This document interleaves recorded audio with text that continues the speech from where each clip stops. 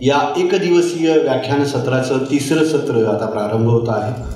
मी पुन्हा एक वार सत्राचे समन्वयक सन्माननीय ग्रंथसखा श्याम जोशी सरांना विनंती करीन की साहित्य संस्कृती वैभव या विषयावरील या सत्रातले सन्माननीय वक्ते अर्थात सुप्रसिद्ध साहित्यिक आणि संपादक पत्रकारांची जी आपली परंपरा आहे त्यामधलं अतिशय मोठं नाव अर्थात सन्माननीय विजय कोळेकर सर, सन्माननीय कवयित्री सिसिलिया कारवॅलो आणि सन्माननीय डॉक्टर अविनाश कोल्हेजी या तिन्ही मान्यवरांसमवेत मंचावर यावं. सन्माननीय श्याम जोशी सरांना विनंती आहे की आज या ग्रंथालय नवी मुंबई महानगरपालिका आणि प्राध्यापक माणिकराव कीर्तने वाचनालय नवी मुंबई आयोजित हिरक महोत्सवी महाराष्ट्र या व्याख्यान सत्रांमध्ये विज्ञानाच्या पाऊलखुणा आणि भाषा विचार या 2 व्याख्यान सत्रानंतर जे तिसरं व्याख्यान सत्र होतं आहे साहित्य संस्कृती वैभव या निमित्तानं तिन्ही मान्यवरांचं मंचावर आपण टाळ्यांच्या गजरात मनपूर्वक असं स्वागत करतो आहोत. आदरणीय विजय कोळेकर सर, अविनाशजी कोल्हे सर, सन्माननीय सिसिलिया कारवॅलो या मान्यवरांचं मंचावर आगमन होतं आहे. निश्चितच आज या ग्रंथालय आयोजित आणि नवी मुंबई महानगरपालिका आणि प्राध्यापक माणिकराव कीर्तने वाचनालय यांच्या संयुक्त विद्यमानं आयोजित या हिरक महोत्सवी महाराष्ट्र या व्याख्यान सत्रातलं तिसरं पुष्प या निमित्तानं गुंफलं जात आहे. सुप्रसिद्ध साहित्यिक, कवी, व्याख्याते, पत्रकार, संपादक अशा विविध अंगांनी भारलेलं आणि आपल्या सर्वांना सुपरिचित असणारं व्यक्तिमत्व विजयजी कोळेकर सरांचा यथोचित असा सन्मान आज या तिसऱ्या सत्राच्या निमित्तानं ग्रंथालयाचे विश्वस्त सुदेशजी हिंगलाजपूरकर सरांना विनंती आहे सन्माननीय विजयजी कोळेकर सरांचं मनपूर्वक असं स्वागत आज या निमित्तानं करावं. 50हून अधिक वर्ष पत्रकारितेमध्ये कार्यरत असणारं आणि साहित्याचे अनेक विविध प्रकार ज्यांनी लीलया हाताळलेले आहेत अशा विजय कोळेकर सरांचं मनपूर्वक असं स्वागत या निमित्तानं संपन्न होत आहे. त्याचप्रमाणे त्यांना ग्रंथभेट दिली जाते आहे. नवी मुंबई महानगरपालिकेच्या ETC केंद्रातलं एक दिव्यांग विद्यार्थ्यांचं गुलाब पुष्प आणि आनंदवनातली एक भेटवस्तू त्यांना प्रदान केली जाते आहे. त्याचप्रमाणे आज या निमित्तानं आवर्जून उपस्थित असलेल्या सन्माननीय सुप्रसिद्ध कवयित्री डॉक्टर सिसिलिया कारवॅलो यांचाही यथोचित असा सन्मान या निमित्तानं होत आहे. मी धनश्री धारक उपक्रम संयोजक ग्रंथालय यांना विनंती करेन की त्यांनी सन्माननीय डॉक्टर सिसिलिया कारवॅलो यांचा सन्मान ग्रंथालय नवी मुंबई महानगरपालिका आणि प्राध्यापक माणिकराव कीर्तने वाचनालय नवी मुंबई यांच्या वतीने करावा. एक सन्मानचिन्ह देखील या मान्यवरांना प्रदान केले जात आहे त्यांच्या या कार्यक्रमाच्या स्मृती त्यांच्या मनात चिरंतन राहाव्याच्या दृष्टीने. आणि व्यासपीठावर आवर्जून उपस्थित असलेले आपल्या आजच्या तिसरे वक्ते सन्माननीय प्राध्यापक अविनाश कोल्हेजी यांनाही सन्मानित केलं जात आहे. सन्माननीय अविनाश कोल्हे सरांचा संपादक ग्रंथालय अरुण जोशी सर यांच्या शुभ हस्ते सन्मान होतो आहे. अरुण जोशी सरांना विनंती आहे की अविनाशजी कोल्हे सरांना सन्मानित करावं. कथा, कादंबरी आणि नाट्य समीक्षा या तिन्ही विषयांमध्ये मातब्बरी असणारे हे व्यक्तिमत्व आहे. सन्माननीय प्राध्यापक अविनाश कोल्हे सरांचा यथोचित असा सन्मान या निमित्तानं होतो आहे. आणि हिरक महोत्सवी महाराष्ट्राच्या 2 सत्रानंतर हे तिसरं सत्र आपल्या सर्वांच्या सन्मानाने उपस्थितीत संपन्न होत असताना पुन्हा एक वार ग्रंथसखा चहा उत्तेजक पेय आहे असं म्हटलं जातं, त्यामुळे थोडीशी सुस्ती गेली असेल असं वाटतं. मित्रांनो, मगाशी चहा पिताना काही श्रोत्यांनी मला विचारलं की तुमचा नेमका रोल काय, तुम्ही 2 मिनिटांमध्ये काय बोलता. याला मराठीमध्ये प्रत्याभरण असं म्हणतात, फीडबॅक. मी त्यांना सांगितलं माझ्याकडे सन्माननीय हिंगलाजपूरकरांनी जबाबदारी दिली आहे की सूत्र जी आहेत ती वक्त्यांकडे मी द्यायची आहेत. म्हणजे काय तर या परिसंवादामध्ये चर्चेमध्ये कोणकोणते मुद्दे जे आहेत ते महत्वाचे आहेत आणि त्या अनुरोधानं आपल्याला जायचं आहे. विषय असा आहे आजचा संस्कृती वैभव, साहित्याचं संस्कृती वैभव. ग्लोबलायझेशनच्या जमान्यामध्ये, जागतिकीकरणाच्या जमान्यामध्ये संस्कृती या शब्दाला जी प्रादेशिकता आहे त्याचं मूल्य आता किती उरलं आहे. संस्कृती मरते तेव्हा भाषा मरते. संस्कृती ही आदिम गोष्ट आहे, भाषा ही नंतरची गोष्ट आहे. एखादी भाषा मरते तेव्हा समाजाचं नेमकं काय नुकसान होतं?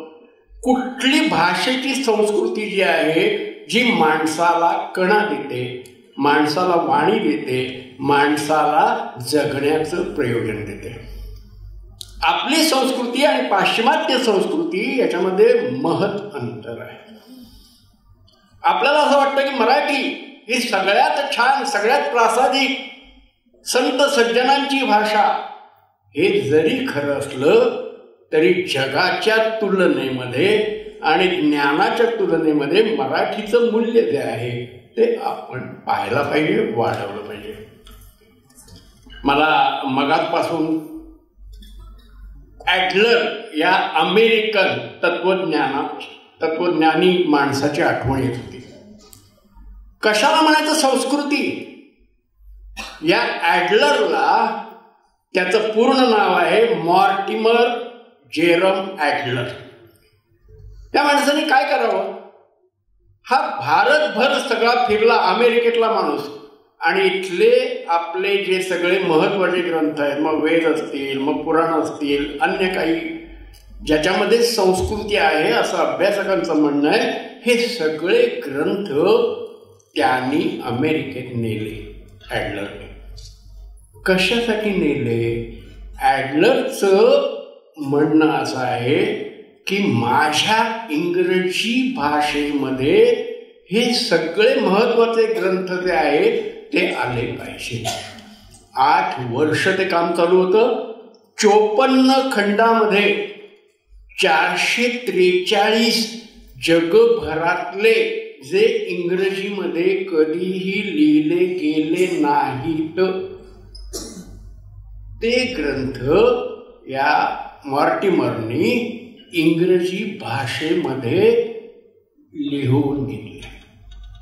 किती वर्ष काम चाललं होतं? 8 वर्ष आणि $20 लाख याच्यासाठी खर्च झाले. वेळ खूप कमी आहे.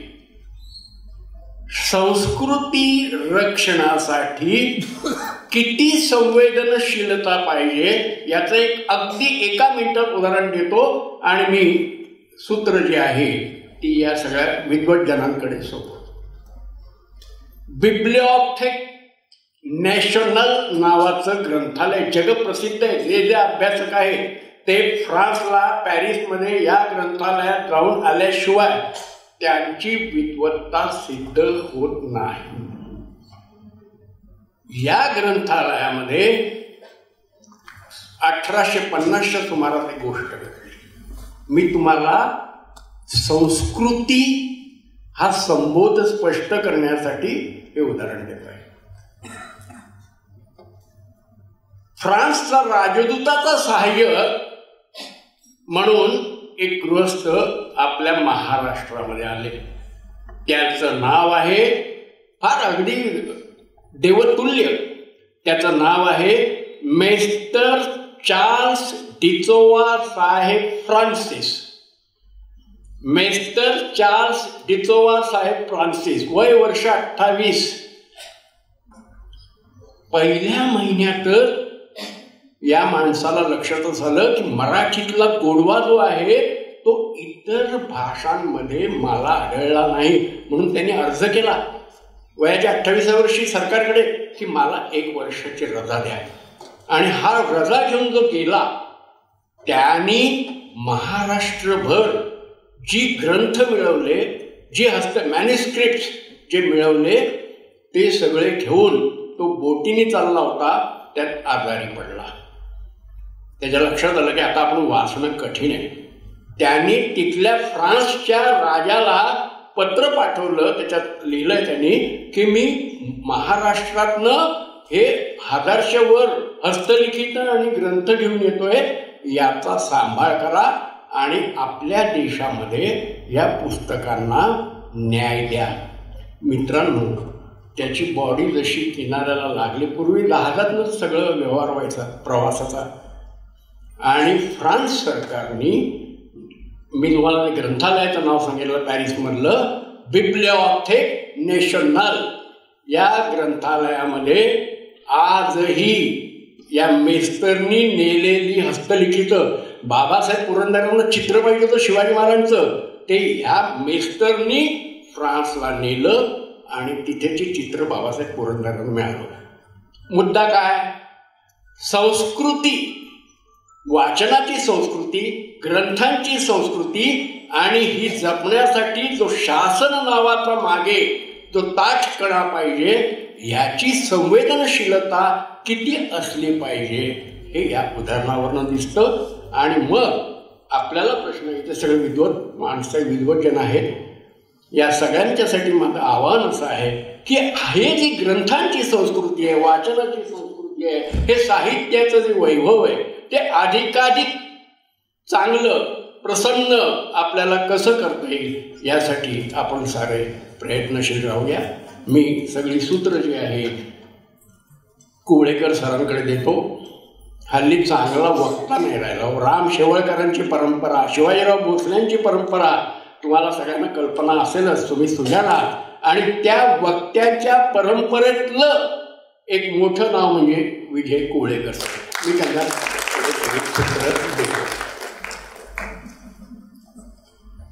नमस्कार. Thank you sir. माफ करा. धन्यवाद. मी आपल्या इथे प्राध्यापक अविनाश कोल्हेजी या परिसंवादाचे पहिले पुष्प गुंफणार आहेत. त्यांचा थोडक्यात परिचय करून देते. प्राध्यापक अविनाश कोल्हे राज्यशास्त्राचे निवृत्त प्राध्यापक आहेत. गेली अनेक वर्षे ते राष्ट्रीय राजकारण आणि आंतरराष्ट्रीय राजकारण यावर मराठी आणि इंग्रजीत साप्ताहिक सदर लिहित आहेत. त्यांनी साल्सबर्ग, ऑस्ट्रिया, अमेरिका आणि इराण या देशांचा अभ्यास दौरा केला आहे. ते सर्जनशील लेखक आहेत. त्यांचा कथासंग्रह सेकंड इनिंग 2017 साली प्रकाशित झाला. या दीर्घ कथांच्या संग्रहाला राज्य शासनाचा पुरस्कार लाभला होता. हा कथासंग्रह ई बुकमध्ये सुद्धा उपलब्ध आहे. चौकट वाटोळी ही त्यांची कादंबरी 2018 साली प्रकाशित झाली. या कादंबरीला वर्ध्यातील प्रतिष्ठित दाते पुरस्कार मिळाला आहे.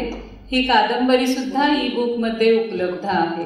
मॅजेस्टिक प्रकाशन मुंबईतर्फे 2018 साली हिंदू कादंबरी लेखन स्पर्धा घेण्यात आली होती. यात कोल्हे सरांच्या पंक्तीतलं पान या कादंबरीला पहिला आणि एकमेव पुरस्कार मिळाला आहे. त्यासाठी जोरदार टाळ्या. ही कादंबरी मॅजेस्टिक प्रकाशनातर्फे 2020 साली प्रकाशित झाली. या कादंबरीला विदर्भ साहित्य संघ नागपूर तसेच वाङ्मय चर्चा मंडळ बेळगाव यांचेही पुरस्कार मिळाले. 2011 साली या कादंबरीची दुसरी आवृत्ती प्रसिद्ध झाली. या कादंबरीचे ऑडिओ बुक स्टोरी टेल तर्फे प्रसिद्ध केले आहे. कोल्हे सरांना मुंबईत मंचित होत असलेल्या अमराठी नाटकांची आवड आहे. गेली 30 वर्षे अमराठी रंगभूमीवर मंचित होत असलेल्या नाटकांचं परीक्षण ते करतात. यातील निवडक परीक्षणं रंगभूमीचे आंग्ल रूप, मुंबईतील अमराठी रंगभूमी पुस्तक रूपाने लोकवाङ्मय प्रकाशन गृहातर्फे 2016 साली प्रसिद्ध झाले. अलीकडेच कोल्हे सरांना नाशिकची ख्यातकीर्त कुसुमाग्रज प्रतिष्ठानची 1 लाख रुपयांची अभ्यासवृत्ती जाहीर झाली आहे. त्यांचं मनपूर्वक अभिनंदन. अक्षरांच्या वाटेवर या मालिकेत मुंबई दूरदर्शनवर त्यांची 1 तासाची मुलाखत 11 सप्टेंबर 2022 रोजी प्रक्षेपित झाली आहे. त्यांनी पंतप्रधान डॉक्टर मनमोहन सिंग यांचे चरित्र, भारताची फाळणी, गदर चळवळ ही पुस्तकं इंग्रजीतून मराठीत भाषांतरित केली आहेत. तुमचं खूप खूप स्वागत इथे परिसंवादाच्या पहिल्या पुष्पासाठी. सर धन्यवाद मॅडम. एवढी विस्तृत ओळख करून दिल्यामुळे लोकांच्या अपेक्षा वाढतील. त्या मला आधी त्याचा माझ्या सुरुवातीपासून बोलणं आलेलं आहे. व्यासपीठावरचे श्याम जोशी, कारोला मॅडम आणि आमचे पुणेरी कोळेकर मित्र. पुणेरी शब्द अधोरेखित करावा, कारण मी खामगाववरून पुण्याला शिकायला आलो. वयाच्या 16 वर्षी फर्ग्युसनमध्ये प्रवेश घेतला. 2-4 दिवसांनी कॅन्टीनमध्ये भीत गेलो आणि सगळ्यात जगच नवीन होतं माझ्यासाठी. त्या मित्राला, काल परत झालेल्या मित्राला म्हणाल की मी केस कापायला चाललो. तर पलीकडे एक सुबक ठेंगडी बसलेली होती. अरे केस नाही केस, एक केस अनेक केस. ताबडतोब तिथल्या तिथं दुरुस्ती करण्यात आली. निसंकोचपणे, ओळख पाळखची काही गरज वाटली नाही. तिथून मला असं वाटलं की हा जो आपण देशमुख सर सांगत होते प्रमाण भाषा, बोलीभाषा, याचा जो डिस्कोर्स सुरू आहे त्याच्याबद्दल आपल्याला असं लक्षात घेतलं पाहिजे की हे तसं जागतिक आहे. म्हणजे इंग्रजी भाषा जरी घेतली तर तिथं स्कॉटलंडमधला भाग वेगळा व्हायला बघतोय. गेल्या 60-70 वर्ष स्वतंत्र स्कॉटलंडची चळवळ सुरू आहे आणि आज तुम्हाला दिसेल की जवळजवळ 90% स्कॉटलंड वेगळा झालेला आहे. स्वतःची पार्लमेंट आहे, स्वतःचं क्रिकेट टीम आहे, स्वतःची त्यांचा ध्वज आहे, राष्ट्रगीत आहे. For all practical purpose Scotland हा इंग्लंडमधून बाहेर निघालेला देश आहे. 1711 सालापासून हे सगळे 3 भूभाग एकत्र राहत आहेत. त्यात एक स्कॉटलंड भाग आहे. भाषा एक, धर्म एक, संस्कृती एक, देव एक जवळपास, असं सुद्धा एका जमिनीच्या तुकड्यावरती राहणाऱ्या लोकांना वाटतं की आम्हाला इथं राहायचं. याचा अर्थ प्रत्येक म्हणजे आपल्याकडे तर आपण समजू शकतो की पूर्ण उच्चाराची पद्धतच बदलते. ती स्क्रिप्ट तेच आहे, पण तिथं आपल्याकडे तर या देशांमध्ये बघितलं तर 22 भाषा आहेत, अधिकृत 22 भाषा आहेत. बोलीभाषा आहे जवळ 4-5 हजाराची बोलीभाषेत आपण बोलतो. इतक्या मोठ्या विविधपूर्ण देशामध्ये प्रत्येक भाषा, शिवाय आपण 55 साली भाषावार प्रांतरचना अधिकृतपणेरित्या केली आहे. म्हणजे प्रत्येक आज आपल्याकडे राष्ट्रभाषा नाही पण राज्यभाषा आहे. महाराष्ट्र मराठी, गुजराती, बंगाली अशी अधिकृत आपण 55 साली केलेलं आहे. हे बघितलं की आपल्याला युरोपच्या कशाची आठवण येते. जर्मनी, फ्रान्स, स्पॅनिश, स्पेन, एक देश एक भाषा. तसे आपल्याकडे एक राज्य एक भाषा आहे. तर प्रत्येकाला आपल्या भाषेचा अभिमान बाळगणं हे अगदी स्वाभाविक ठरतं. पण आपल्याकडची राज्यसुद्धा केवढी मोठी आहे. आज युरोपमधला मोठा देश म्हणजे जर्मनी, तो जवळजवळ महाराष्ट्र एवढा आहे. हे 28 राज्यांपैकी एक राज्य म्हणजे महाराष्ट्र. ते राज्य जर्मनीमधला एक युरोपमधला एक मोठा देश आहे, इतकं मोठं आहे. त्यामुळे आपल्याकडे भाषेचे व्हेरिएशन्स असणं, बोलीभाषा असणं, त्यामुळे ह्या डिबेटला असं उद्या उत्तर मिळेल, परवा उत्तर मिळेल याची काही मला शक्यता दिसत नाही, कारण ते अवघड आहे. हा एक मला सुरुवातीला एक प्रकारची चौकट आखून घ्यायची होती. आणि दुसरं सांगायचं होतं की मी 12वा खेळाडू आहे आणि मॅन्डेटरी ओव्हर्समध्ये बॅटिंग करायला आलेले आहे. त्यामुळं आणि मला सांगण्यात आलं की 15 मिनिटात हे करा. तर मराठी संस्कृती आणि साहित्य, सिनेमा ह्या 2-3 विषयावरती एक प्रकारचा काय म्हणतात स्ट्रेट थॉट्स म्हणता येईल तसं मांडायचं आहे मला. नाटकाचा उल्लेख केला. नाटकाची मला आवड आहे. लहानपणापासून नाटकं बघतोय मी. मुंबईला, पुणे सोडून मुंबईला येण्याचं 2 कारणं होती. ती या भाषणाच्या संदर्भात महत्त्वाची आहेत. एक म्हणजे आजही 2023 सालीसुद्धा पुण्याला त्या प्रमाणात इंग्रजी नाटकं होत नाही जेवढी मुंबईत होतात. त्यामुळे मी 80 साली मुंबईला आलो. त्यात एक कारण की मला पृथ्वीची आणि NCBची अमराठी नाटकं बघायची होती. त्यात शेक्सपियर वगैरे इतर जुने नाटकं आहेतच. त्याच्याशिवाय गेल्या 10-20 वर्षात जे नामवंत नाटककार झाले त्यांची नाटकं बघायची होती. त्या दुसरा भाग पुणे सोडून मुंबईला येण्याचं कारण म्हणजे प्रभाततर्फे दाखवण्यात येणारे जागतिक दर्जाचे सिनेमे. जे तशी प्रभात मी 80 साली पुणे सोडल्यानंतर आमच्या मित्रांनी सतीश बोली म्हणजे बोलीतला सत्या, वैशाली रुपालीचा सत्या 10 वर्षानंतर ते नाट्य फिल्म क्लब सुरू केलं. मला हे सांगायचं की ह्या कॉन्टेक्स्टमध्ये मला माझी थोडीशी मांडणी करायची आहे. आधी नाटकाचं घेऊयात. मराठी नाटकाला, मराठी माणसाला नाटकाची ओढ आहे, आवड आहे, प्रेम आहे असं आपण बघत असतो आणि ते बऱ्याच प्रमाणात खरेसुद्धा आहे. पण आज जर तुम्ही बघितलं तर या दर्जाचे नाटकं शिरवाडकर लिहायचे, तेंडुलकर लिहायचे, एलकुंचवार लिहायचे. त्या दर्जाचे नाटकं आपल्याला आज येताना दिसत. ही सगळी माझी मत आहेत बरं, काही अधिकृत नाही. ही अविनाश कोले या व्यक्तीची मत आहे. त्याच्यामुळे याच्याविषयी वाद होणं जे स्वाभाविक आहे ते मला मान्य आहे. आज आपल्याला काय दिसतं, जुन्या नाटकांचे आपण रिवाईव्ह करताना दिसतात. 4 चौघी जोरात सुरू आहे. 30 वर्ष जुनं नाटक आहे. म्हणजे मग नवीन काय होते की नाही मराठी रंगभूमीवर, किंवा जे होते ते त्याचा दर्जा कितपत आहे. मी सुदैवाने यावर्षी मागच्या वर्षी राज्य नाट्य स्पर्धेचा अंतिम फेरीचा परीक्षक होतो. तिथंच 33 नाटकं. आत्ता ऑक्टोबरमध्ये राज्य नाट्य स्पर्धेच्या पहिल्या फेरीचा नगर केंद्राला परीक्षक होतो, तिथं बघितलेली 27 नाटकं, जे तुमच्यासमोर 60 ताजी नाटकं बघितलेल्या माणूस होतो. काय म्हणतात अवन फ्रेश ज्याला म्हणतात, कडेतली काढली आणि ताटा काढली, इतकी फ्रेश नाटकं. त्या 60पैकी 55 नाटकं नवीन होती, 5-6 रिपीट असतात, म्हणजे अधांतर असतं, नाट्यसम्राट असतं वगैरे. पण 50 नाटकं बघितली. फार कौतुक करावं असं नाही. अजूनसुद्धा आपल्याकडे परीक्षकांच्या संदर्भात पहिले बक्षीस दिले नाही असा अधिकार नाही, तेव्हा बक्षीस द्यावंच लागतं. तेव्हा जे समोर वाटलेलं आहे त्याच्यात काय चांगलं आहे हे सगळं वाईट असं म्हणता येत नाही. त्यातल्या त्यात मला आठवतं मधु नडून व्याख्यान ऐकायला गेलो होतो एकदा. ते रेल्वे मंत्री असताना कुठल्या तरी शाळेमध्ये त्यांना प्रमुख पाहुणे म्हणून बोलवलं होतं.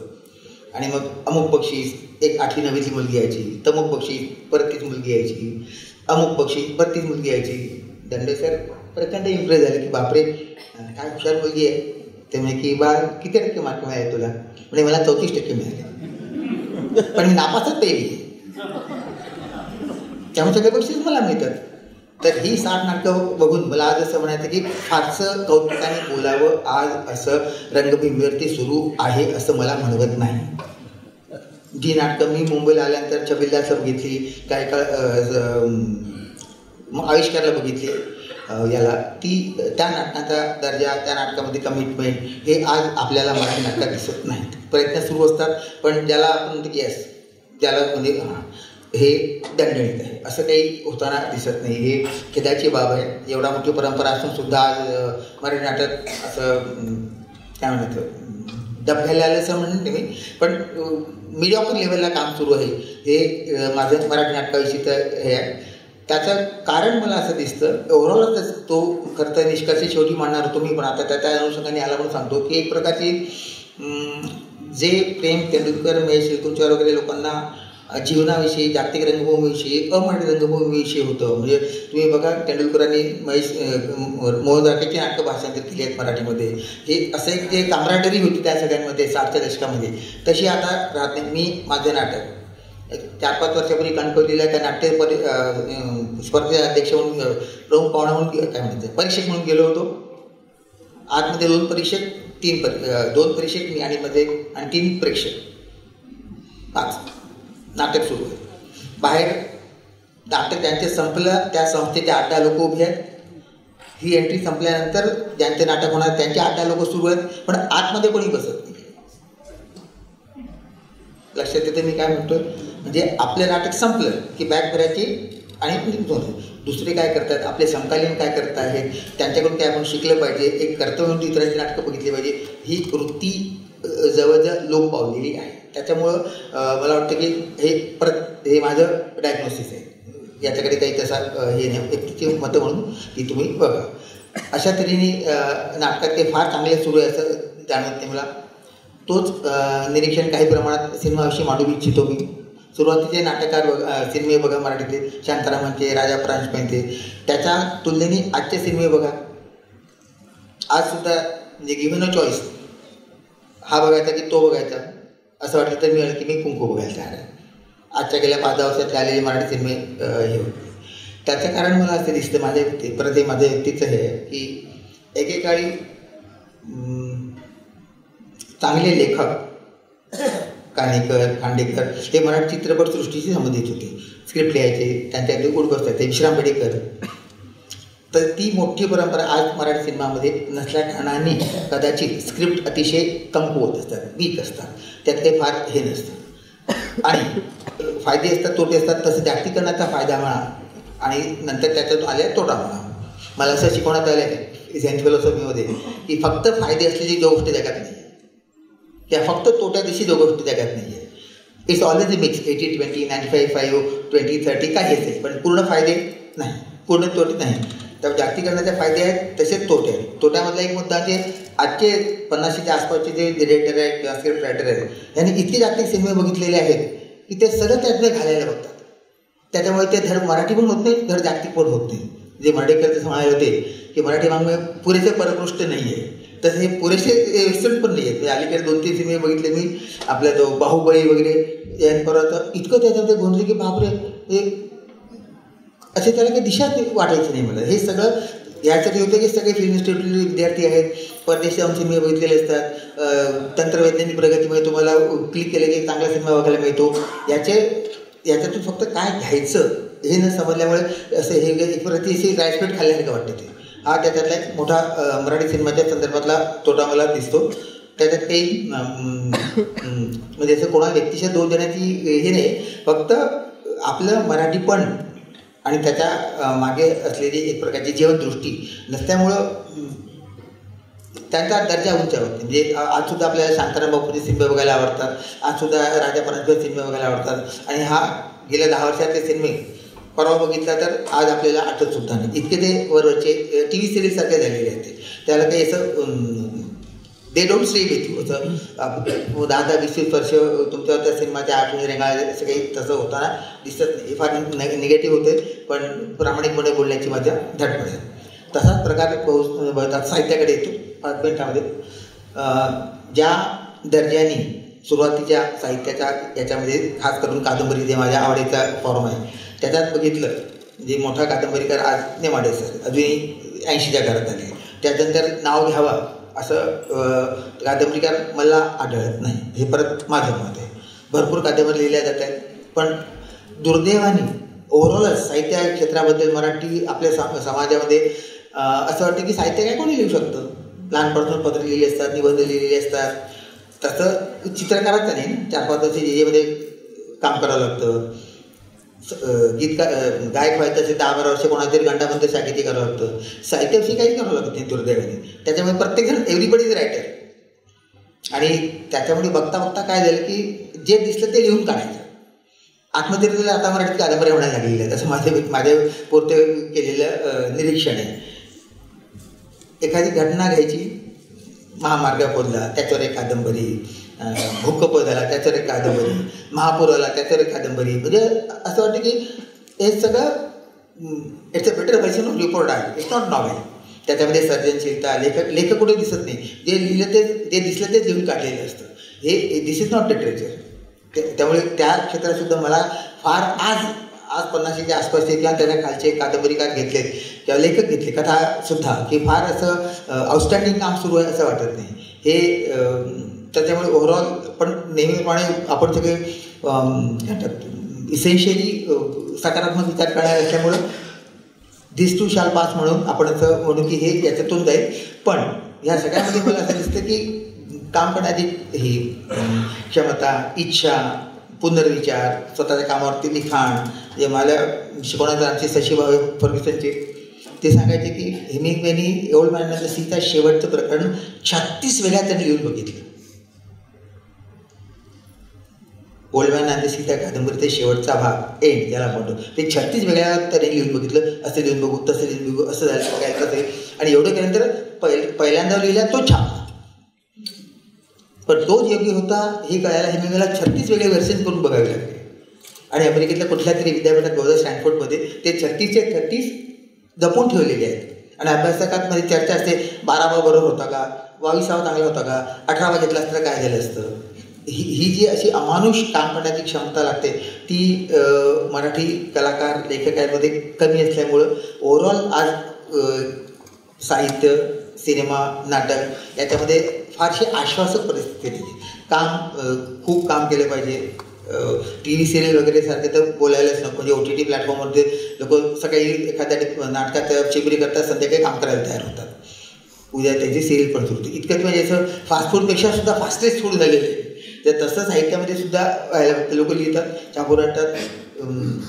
अनेक पातळी समाज विभागले असल्यामुळे कोणाला कुठले बक्षीस मिळतं, कोणाला कुठलं बक्षीस मिळतं, कोणाला असं ते म्हणजे इट्स अ कन्फ्युजिंग पिक्चर. फक्त मला असं वाटतं की हे it will lead to something better. ह्याच्यातून काहीतरी चांगलं निघेल.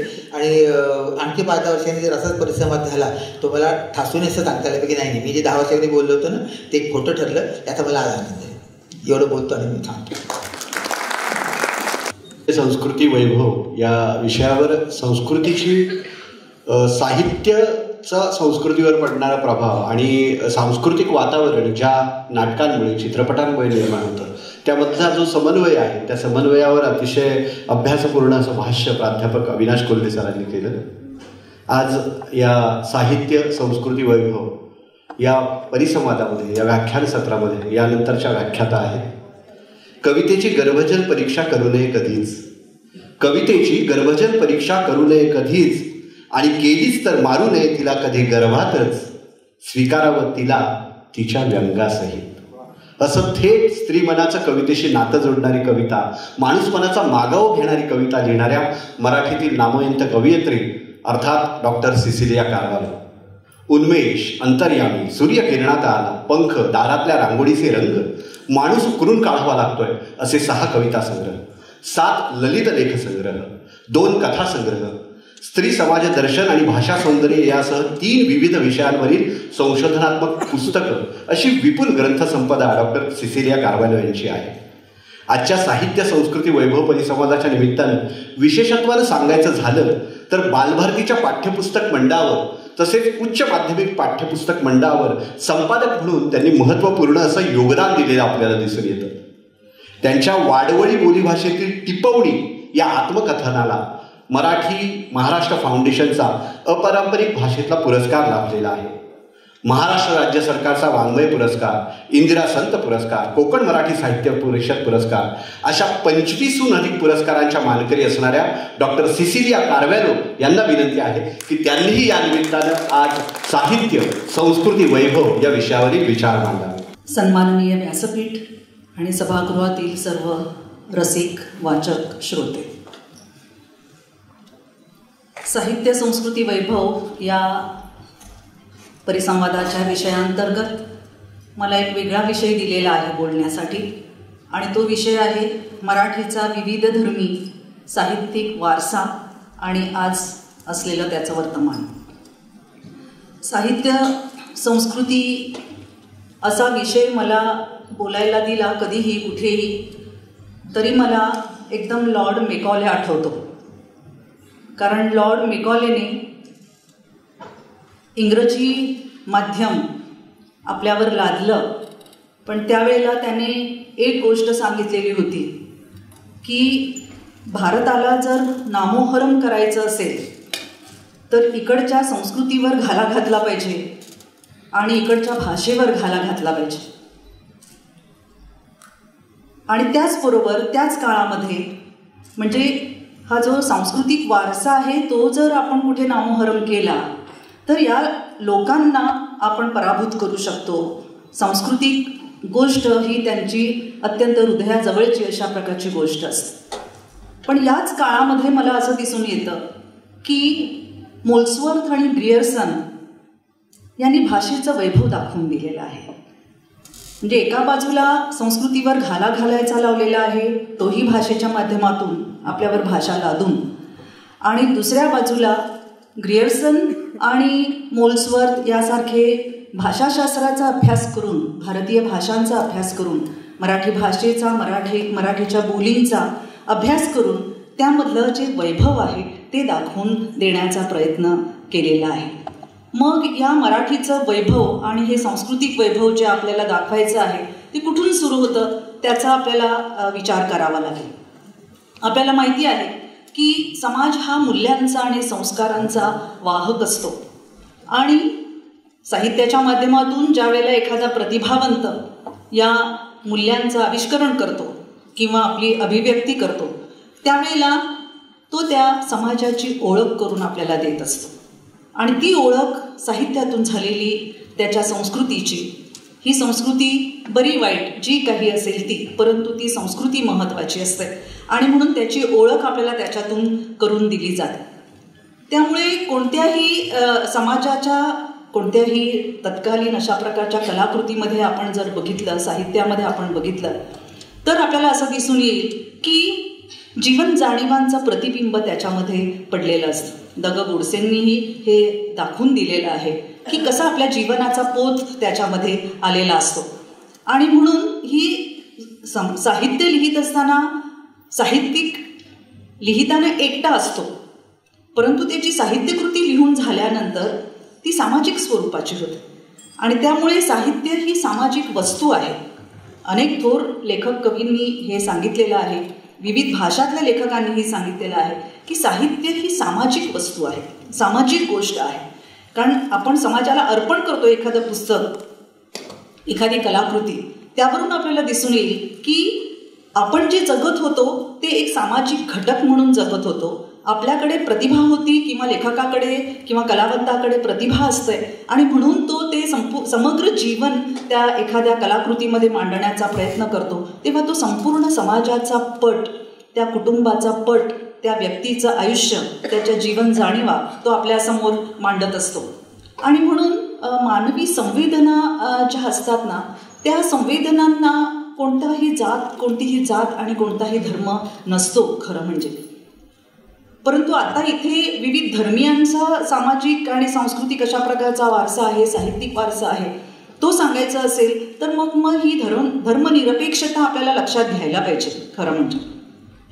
कारण बघा की कोणत्याही कलेच्या बाबतीमध्ये, चित्रकला, शिल्पकला, नृत्य, संगीत, आपण असं म्हणत नाही ना की एखादं नृत्य हे मुस्लिम नृत्य आहे, एखादं संगीत हे मुस्लिम संगीत आहे, एखादं गाणं हे ख्रिस्ती गाणं आहे, ख्रिस्ती नृत्य आहे, हिंदू नृत्य आहे, असं नाही म्हणत आपण. कलेला अशा प्रकारे जात धर्म नसतो. परंतु साहित्याला आपण मात्र हा लावत असतो की ख्रिस्ती साहित्यिक, ख्रिस्ती कलावंत असं आपण नृत्य संगीताच्या बाबतीमध्ये, इतर शिल्पकलेच्या बाबतीमध्ये आपण कधी बघतच नाही आहे. कारण या ज्या भावना आणि संवेदना असतात त्याला कोणत्याही प्रकारचा जाती धर्माचा लेप लागत नाही. धर्मनिरपेक्ष अशा प्रकारच्या या संवेदना असतात. मग साहित्याला असं का लागलेलं असतं, हा लेप का लागलेला आहे?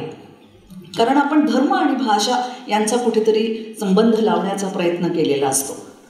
आणि म्हणून ख्रिस्ती म्हटल्यानंतर मग तुम्ही इंग्रजीमध्ये बोललं पाहिजे, मुस्लिम म्हटल्यानंतर तुम्ही उर्दूमध्ये किंवा हिंदीमध्ये म्हटलं पाहिजे, जैन असेल तर मग त्यांनी गुजरातीमध्ये बोललं पाहिजे किंवा अन्य अशा संदर्भामध्ये आपण जो धर्माचा लेप लावलेला असतो त्या संदर्भात आपण बोलायला लागतो. परंतु हे कुठून चालत आलेलं आहे, तोही त्या विशिष्ट कालखंडामध्ये जे लोक आले, मग पोर्तुगीज असतील किंवा बहामनी असतील किंवा अन्य अशा प्रकारचे जे लोक आले, इंग्रज आले, आणि त्यांच्या धर्माचा लेप जो होता तो लेप इकडच्या संस्कृतीला, कारण त्यांना इकडच्या संस्कृतीशी एक व्हायचं होतं. इकडे त्यांना धर्मप्रसार करायचा असेल, इथे त्यांना व्यापार करायचा असेल, परंतु त्यासाठी लोकांची भाषा समजून घेणं त्यांना महत्त्वाचं वाटलं. आणि म्हणून पोर्तुगीजांची पोर्तुगीज भाषा, इंग्रजांची इंग्रजी भाषा किंवा अन्य भारतातून आलेल्या इतर लोकांची वेगवेगळी भाषा आहे त्यांच्या धर्मानुसार, असं आपण लावण्याचा प्रयत्न केलेला आहे. आणि त्यामुळे म्हणजे बघा की खरं म्हणजे आता आपण मराठीमध्ये लिहितो, वेगवेगळ्या जाती धर्माचे लोक लिहित आहेत, परंतु आता सकाळी एक उल्लेख झालेला आहे की आपलं जे सगळं संत साहित्य आहे ना, हे सगळं संत साहित्य बहुजन समाजातून आलेलं आहे. की त्याच्यामध्ये आपण बघतो आहोत की सेना न्हावी, चोखा महार, त्यांनी त्यांच्या ज्या व्यवसायातून ते आलेले आहेत त्या व्यवसायाचं नाव तिथे आपल्या अभंगांना, आपल्या ओव्यांना लावलेला, म्हणजे ती रचना करताना त्यांनी ते लावलेलं आपल्याला दिसून येते. आणि या संदर्भामध्ये संत वाङ्मयाची सामाजिक फलश्रुती याच्यामध्ये गंबा सरदारांनी जे म्हटलेलं आहे ते अतिशय महत्त्वाचं वाटतं मला. की त्यांनी असं म्हटलेलं आहे की त्या काळामध्ये, संतांच्या काळामध्ये आध्यात्मिक लोकशाही निर्माण झालेली होती. कारण सगळ्या जाती समाजाचे लोक लिहित होते. आणि ही आध्यात्मिक लोकशाही कुठपर्यंत आलेली आहे की मुस्लिम संतांच्यापर्यंत आलेली आहे. मुस्लिमांच्यामध्ये संत नाही आहेत, ख्रिस्ती संतांच्यामध्ये सुद्धा, कॅथलिकांच्यामध्ये संत प्रक्रिया वेगळी आहे, परंतु फादर थॉमस स्टीफन्स आलेले आहेत किंवा अंबर हुसेन आणि मुस्लिम संत आलेले आहेत. त्यांचा आढावा मी नंतर घेणारच आहे पुढे. तर हे सगळे संत आलेले आहेत.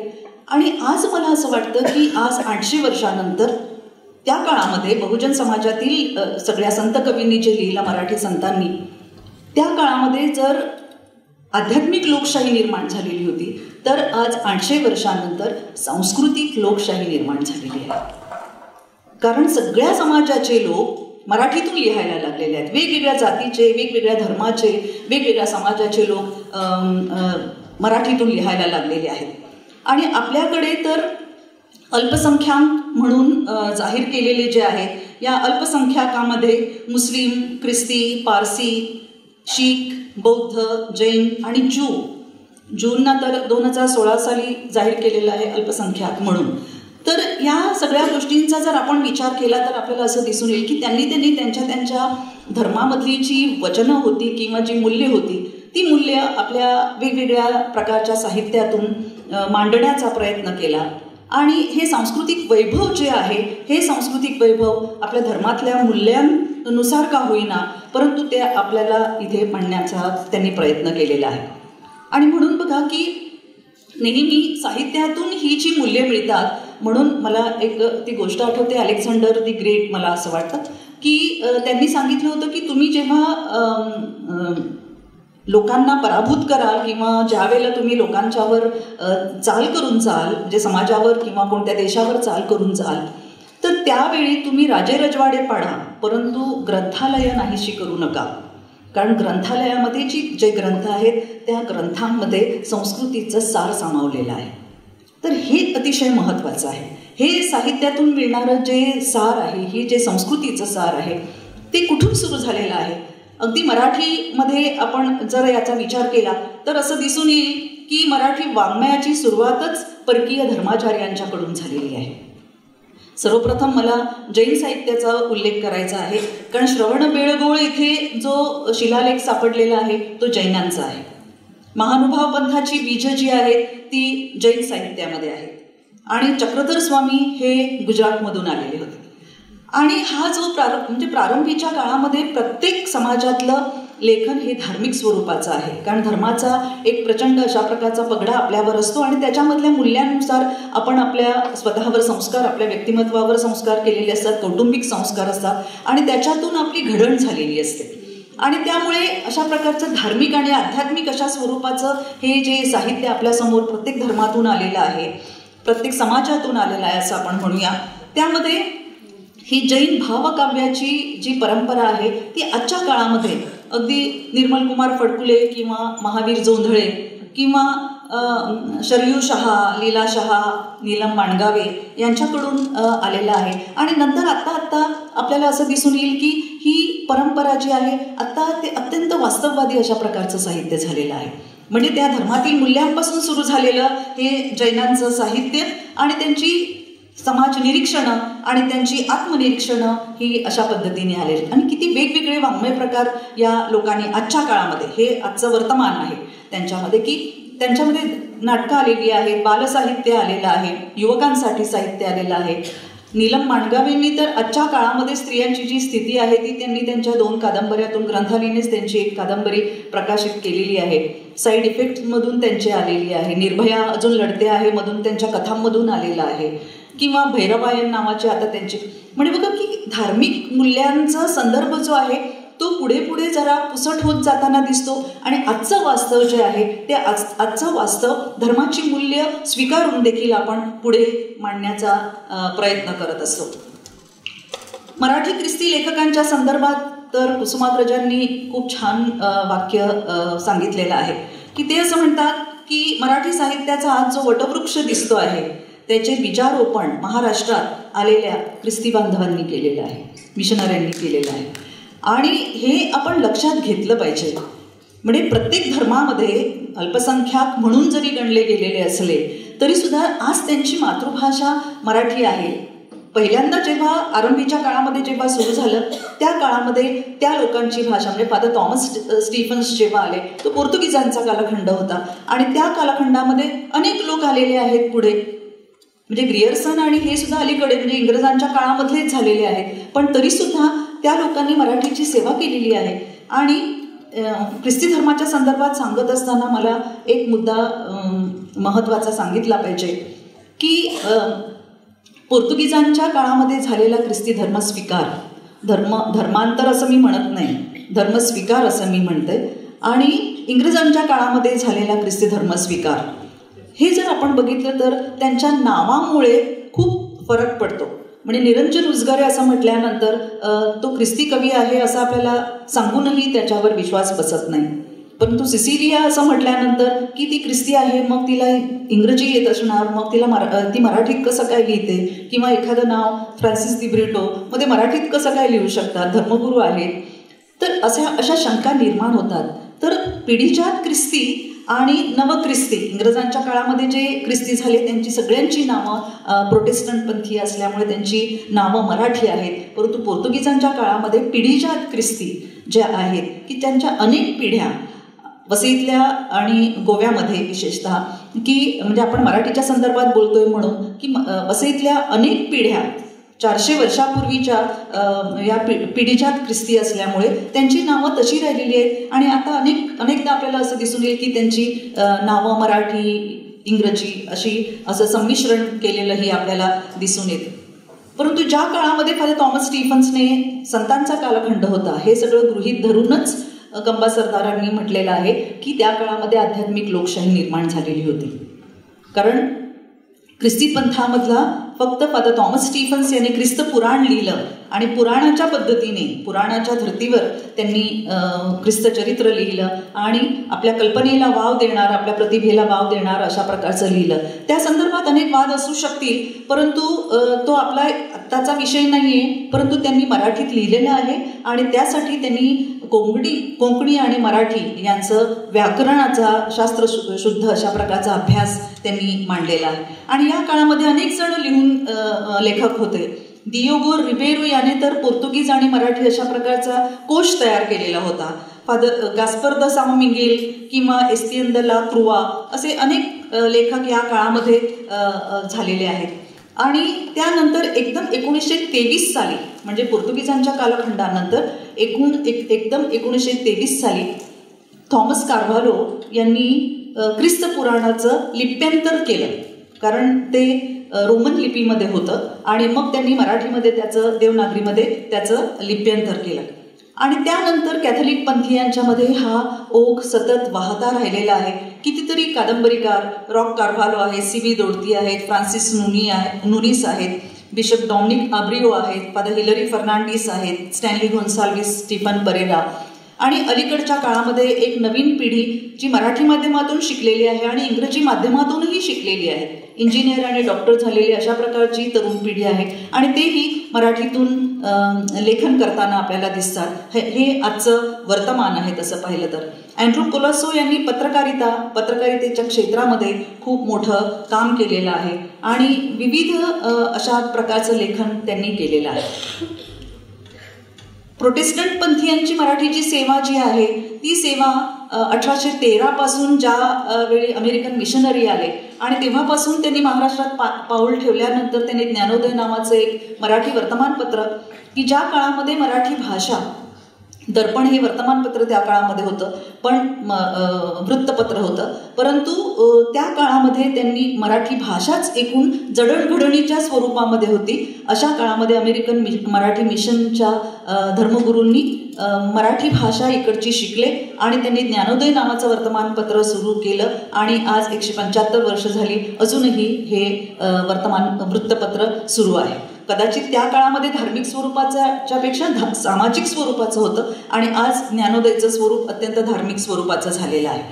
आणि या काळामध्ये कृष्णरत्न सांगळे, पंडिता रमाबाई, नारायण वामन टिळक, लक्ष्मीबाई टिळक, प्रल्हाद शांतवन रणदिवे असे खूप लेखक, अनुपमा उजगरे, निरंजन उजगरे, देवदत्त हुसळे यांनी विनोदी स्वरूपाचं लेखन त्या काळामध्ये केलेलं आहे. आणि बालसाहित्य मुक्ता टिळक यांनी केलेलं आहे. खूप मोठ्या प्रमाणावर हे लेखन झालेलं आहे. हे सर्वधर्मियांचंच साहित्य खरं म्हणजे धार्मिक स्वरूपाचं आरंभीच्या काळामध्ये राहिलेलं आहे आणि चर्चच्या प्रभावातून किंवा धर्माच्या प्रभावातून त्यांचं हे लेखन झालेलं आहे. पण नंतर हे त्यांचं स्वरूप बदललं आणि खूप आत्ताच्या काळाचं वास्तव त्यांच्या लेखनामध्ये यायला लागलेलं आहे. आज वसईमध्ये आणि अन्य ठिकाणीही कोकणामध्ये अनेक वर्तमानपत्र निघत आहेत, अनेक नियतकालिकं निघत आहेत, परंतु बहुसंख्य नियतकालिकांचं स्वरूप हे आज धार्मिक स्वरूपाचं झालेलं आहे. काळानुसार पुन्हा ते मूलतत्ववादी होतात की आपल्या मुळाकडे जात आहेत हा एक अभ्यासाचा विषय आहे असं मला वाटतं. इस्लाम धर्मीय मराठी लेखकामध्ये शाहीर अमर शेखांनी खूप छान ओळी दिलेल्या आहेत की त्यांनी असं म्हटलेलं आहे, जरी जन्माने मुसलमान मी, अमर शेख भाई, महाराष्ट्र माझे घर, मराठी माझी आई, असं त्यांनी म्हटलेलं आहे. तर शाहीर अमर शेखांचे हे शब्द खूप आधीपासून खरे ठरलेले आहेत. त्या 14व्या शतकामध्ये आलम खान यांनी लिहिलेलं आहे, मुंतोजी खिलजी यांनी लिहिलेलं आहे. 16व्या शतकामध्ये मुंतोजी बहामनी यांनी लिहिलेलं आहे. 17व्या शतकामध्ये शेख मोहम्मद अंबर हुसेन सगन भाऊ यांनी शाहिरी वाङ्मयामध्ये मोठी भर घातलेली आहे. आणि स्वातंत्र्योत्तर काळामध्ये सय्यद अमीन यांनी मुस्लिम मराठी साहित्य ही संकल्पना अस्तित्वात आणलेली आहे. आणि यानंतरचे अनेक लेखक आपल्याला माहिती आहेत. युम पठाण यांनी मराठी संत साहित्याचा अभ्यास याची मांडणी केलेली आहे.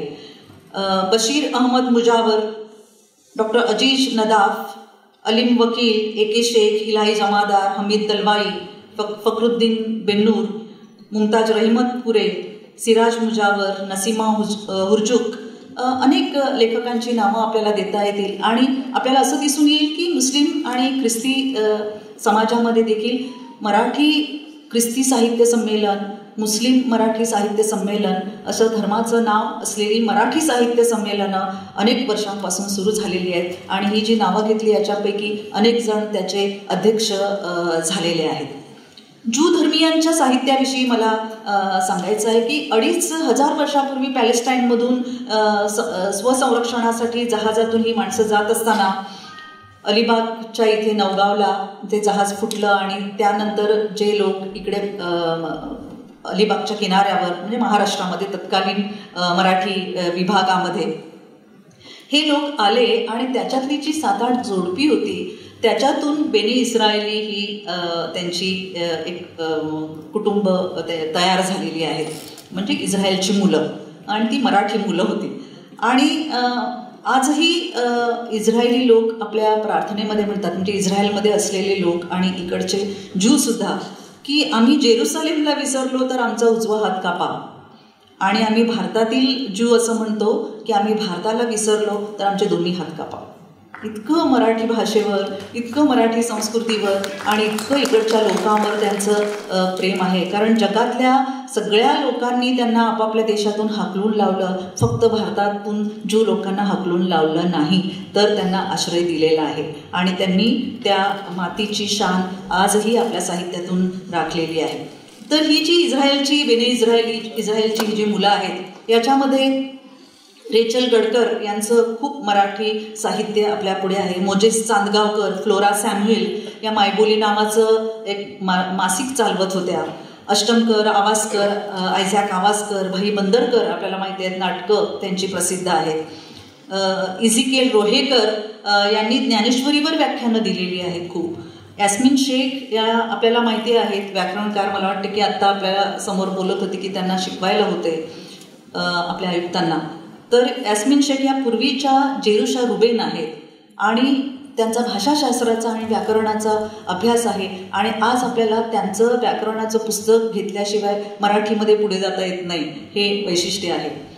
ग्रंथालयाने ज्ञानयज्ञात इस्रायलची मराठी लेकरं प्रसिद्ध केलेली आहेत.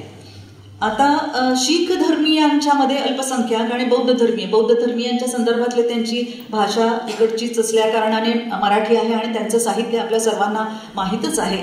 पण शीख धर्मीय अल्पसंख्याक म्हणून आणि मराठीमध्ये लिहिणारे पण 1-2 जण मला माहिती आहेत. त्याच्यामध्ये जोगिंदर कौर म्हणून यांची माझी भेट झाली होती. मला वाटते कुसुमाग्रजांच्या घरीच एक कवी संमेलन आयोजित केलेलं होतं आणि त्यावेळेला त्या तिकडे आलेल्या होत्या. त्यांचा मराठी कविता संग्रह प्रसिद्ध झालेला आहे आणि आम्ही एका व्यासपीठावरून कवी संमेलन केलेलं आहे. आणि त्याचबरोबर मला वाटतं की पुण्यामध्ये एक असलेले गृहस्थ मला इंग्लंडमध्ये भेटले होते आणि त्यांचं नाव आहे रणजित सिंग अरोरा. ते मराठीमध्ये खूप छान ब्लॉग लेखन करतात आणि अतिशय अप्रतिम सुंदर अशा प्रकारचं मराठी बोलतात.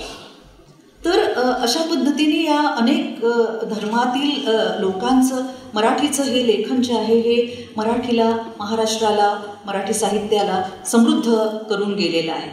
की बघा की आधीच्या काळामध्ये, आरंभीच्या काळामध्ये धर्मप्रसारासाठी सुरू झालेलं हे साहित्य आज केवळ धर्मप्रसारासाठी नाही, धार्मिक स्वरूपाचं आज ख्रिस्ती धार्मिक साहित्य म्हणून वेगळं काढावं लागेल आणि ललित स्वरूपाचं आणि ज्याच्यामध्ये वाङ्मयीन मूल्य आहे अशा प्रकारचं साहित्य आपल्याला वेगळं करावं लागतं. मुस्लिम साहित्य तशा पद्धतीने वेगळं करावं लागतं. ज्यू साहित्य मराठी आपल्याला वेगळं करावं लागतं. तर धार्मिक साहित्य पूर्णपणे वेगळं आहे, पण आज आपण सांस्कृतिक संदर्भ देताना बोलतो आहोत आणि म्हणूनच आपल्याला त्याच्यामधलं सांस्कृतिक मूल्य आणि वाङ्मयीन मूल्य बघण्याची फार आवश्यकता आहे.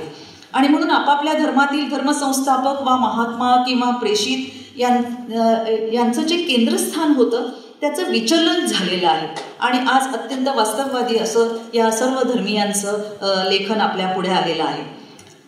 त्या काळामध्ये जो धर्म आणि भाषा हा जो लेप किंवा जो एक ठसा त्यांना लागलेला होता तो ठसा आत्ता पुसला गेलेला आहे आणि अल्पसंख्याकांकडून त्यांचा न्यूनगंड सुद्धा गळून पडलेला आहे. आज मला आनंद वाटतो सांगण्यासाठी की सिसिलिया कार्व्हालो मराठी साहित्यामध्ये किंवा मराठी म्हणून जेव्हा माझी गणना केली जाते त्याच्यापेक्षा मोठा आनंद कोणताही असू शकत नाही.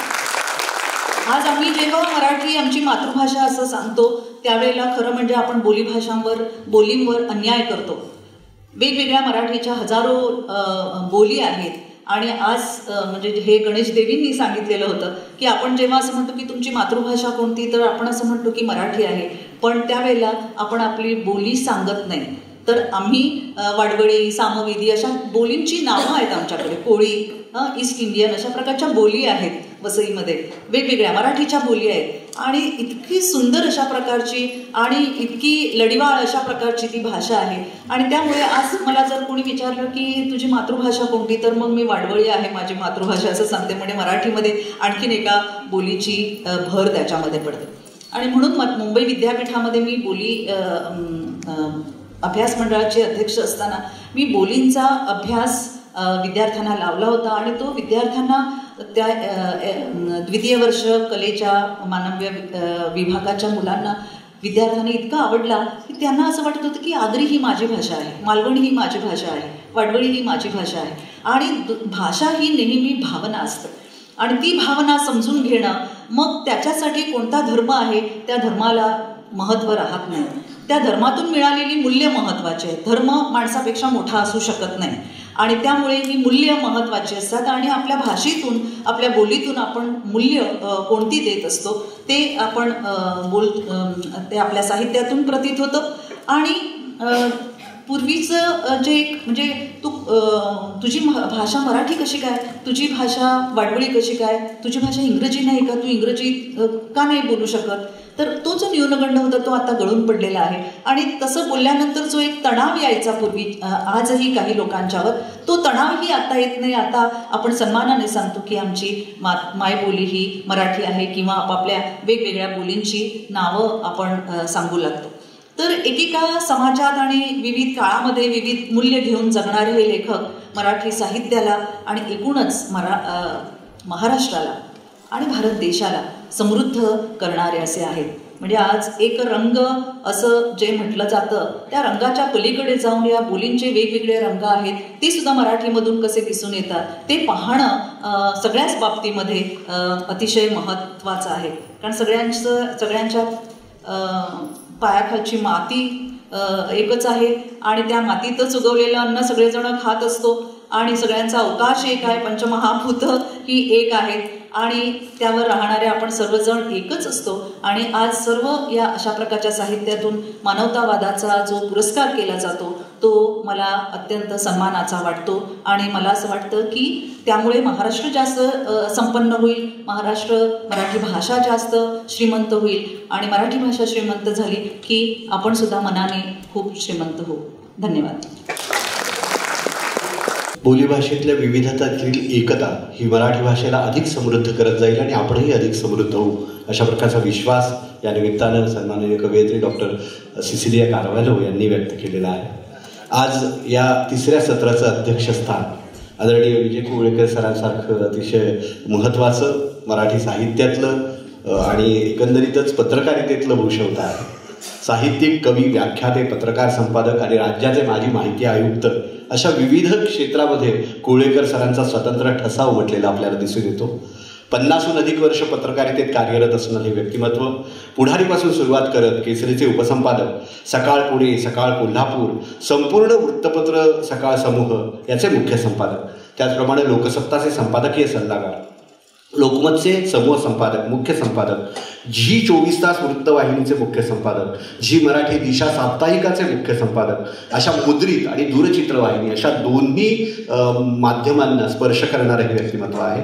कथा, कादंबरी, ललित गद्य, नाटक, ऐतिहासिक चरित्रात्मक लेखन, सामाजिक लेखन, कविता, गीत अशा विविधांगी स्वरूपानं त्यांचं लेखन फुललेलं दिसून येतं. विशेषत्वानं सांगायचं झालं म्हणजे सरांचा आता शिवार हा जो दीर्घकथा संग्रह आहे तो पुढच्याच महिन्यात म्हणजे मे 2023 इंग्रजीत प्रकाशित होतो आहे. हेही एक विशेष आंतरराष्ट्रीय पातळीवर घेऊन जाणारं सरांच्या लेखनाला आहे. पु ल देशपांडे, आचार्य अत्रे यांच्यावरील ग्रंथांचं संपादन सरांनी केलेलं आहे. आजच्या परिसंवादाच्या निमित्तानं एक विशेष सांगायचं म्हणजे मराठी भाषा संचित नव्या दिशा ह्या ग्रंथाचं संपादन देखील सरांनी केलेलं आहे. अनेक गाजलेल्या चित्रपटांचे पटकथा, संवाद, गीतलेखन सरांचं आहे. त्यातही अनेक पुरस्कार सरांना प्राप्त झालेले आहेत. त्याची यादी इतकी मोठी आहे की 8 पानी यादी पुरस्कारांची आहे सरांच्या. त्यामध्ये एक विशेषत्वानं नमूद करण्यासारखा पुरस्कार म्हणजे 1997ला आलेला जो रावसाहेब चित्रपट आहे त्या चित्रपटासाठी सर्वोत्कृष्ट कथा, सर्वोत्कृष्ट पटकथा, सर्वोत्कृष्ट संवाद आणि सर्वोत्कृष्ट गीतकार असे 4 राज्यस्तरीय पुरस्कार सरांना त्यासाठी प्राप्त झालेले आहेत. नाट्यलेखनातही मातेंबरी सरांचे आहे. सध्या त्यांचं गाजणारं नाटक ऋषिकेश जोशींनी दिग्दर्शित केलेलं आणि संतोष पवार आणि भार्गवी चिरमुले यांच्या अभिनयानं सजलेलं येतोय तो खातोय सध्या हे मुक्त नाट्य अतिशय लोकप्रिय होताना दिसतं आहे. अभिनयातही सरांचा स्वतंत्र ठसा आहे. माननीय राजदत्तांनी दिग्दर्शित केलेल्या विनायक दामोदर सावरकर या हिंदी मालिकेमध्ये स्वातंत्र्यवीर सावरकरांची भूमिका सरांनी केलेली आहे. असंख्य पुरस्कार आहेत सरांच्या नावावर, प्रचंड मोठी यादी आहे. महाराष्ट्र शासनाचा लोकमान्य टिळक जीवनगौरव पुरस्कार, नरभू लिमये पत्रकारिता जीवनगौरव पुरस्कार, मुख्यमंत्री महोदयांच्या शुभहस्ते सरांना सन्मानित केलेला आहे अनेकदा. या पुरस्कारांनी आचार्य अत्रे पुरस्कार, बाळशास्त्री जांभेकर पुरस्कार, महाराष्ट्र राज्य साहित्य संस्कृती मंडळाचे सदस्य, मराठी राज्यभाषा विकास संस्थेचे सदस्य, देशापरदेशात अभ्यासपूर्ण असा प्रवास सरांनी केलेला आहे. वृत्तपत्री आणि दूरचित्रवाहिनीत काम करताना सरांनी नेहमी सामाजिक माणूस केंद्रबिंदू म्हणून काम केलं. तेच सूत्र राज्याचे माहिती आयुक्तपद भूषविताना सरांनी पाळलं आणि निश्चितच सामान्य माणसाशी जुळलेली, साहित्याशी जुळलेली जी सरांची नाळ आहे ती आज या निमित्तानं अभिव्यक्त होते आहे. साहित्य संस्कृती वैभवचं अध्यक्षीय मनोगत व्यक्त करतात. माझे मित्र अविनाश कोल्हे, सिसिलिया कारवालो, श्याम जोशी, महानगरपालिका आयुक्त राजेश नार्वेकर, उपस्थित मान्यवर आणि मित्र, सकाळपासून आपण भाषणं आणि विचारमंथन ऐकतो आहोत. मी असं म्हणतो की पहिल्या 2 सत्रातून आणि आत्ताच्या 2 भाषणातून मलाही खूप शिकायला मिळालं. विशेषतः विज्ञानाच्या संदर्भातलं जे चर्चासत्र होतं त्याच्यात इतके आयाम, इतके पैलू पुढे आले की मला खरंच वाईट वाटलं की मी खरं पूर्वीच लहान असतो आत्ता तर मी विज्ञानात खूप काही शिकू शकलो असतो अजून, पण अजून काही वेळ गेली आहे असं मला वाटत नाही. कारण कालच मी 95 वर्षांच्या बाई सुवर्णपदक मिळवलं आंतरराष्ट्रीय स्पर्धेत आणि त्या म्हणाल्या अजून मला जिंकायचं आहे. तेव्हा आशेला जागा आहे. मला सुदेश इंगलासपूरकर आणि ग्रंथालीचा सर्व संच, ज्याला मराठी टीम असं म्हणतात, त्याला मनापासून धन्यवाद द्यायचे आहे. कारण एक तर ग्रंथाली कशी चालवली वगैरे याच्यात मी काही तपशिलात जात नाही, पण हे 3 खंड करणं हे फक्त महाराष्ट्रात फक्त ग्रंथालीला सुचलं. अशा प्रकारचे खंड करणं आणि ते चांगले खंड केले. आणि श्रीपाद बालचंद्र जोशींनी सांगितलं की इंगलासपूरकर हे चांगले व्यावसायिकही आहेत, त्यामुळे ते खंड चांगले विकतीलही, याच्याबद्दल मला मुळीच शंका नाही.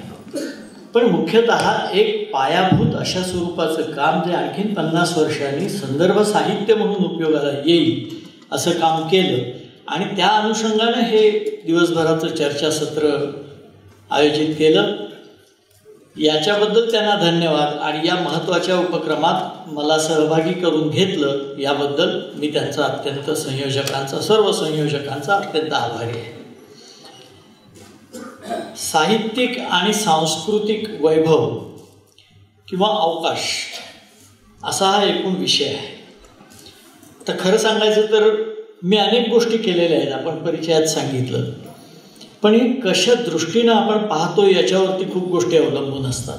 आता हे म्हणाले यांनी हे केले ते केले, कौतुकानं बोलले, पण एका ठिकाणी मी गेलेलो असताना तिथले जे परिचय करून देणारे होते ते म्हणाले याच्याबद्दल काय बोलावं, एक ना धड भाराभर चिंध्या अशाची परिस्थिती.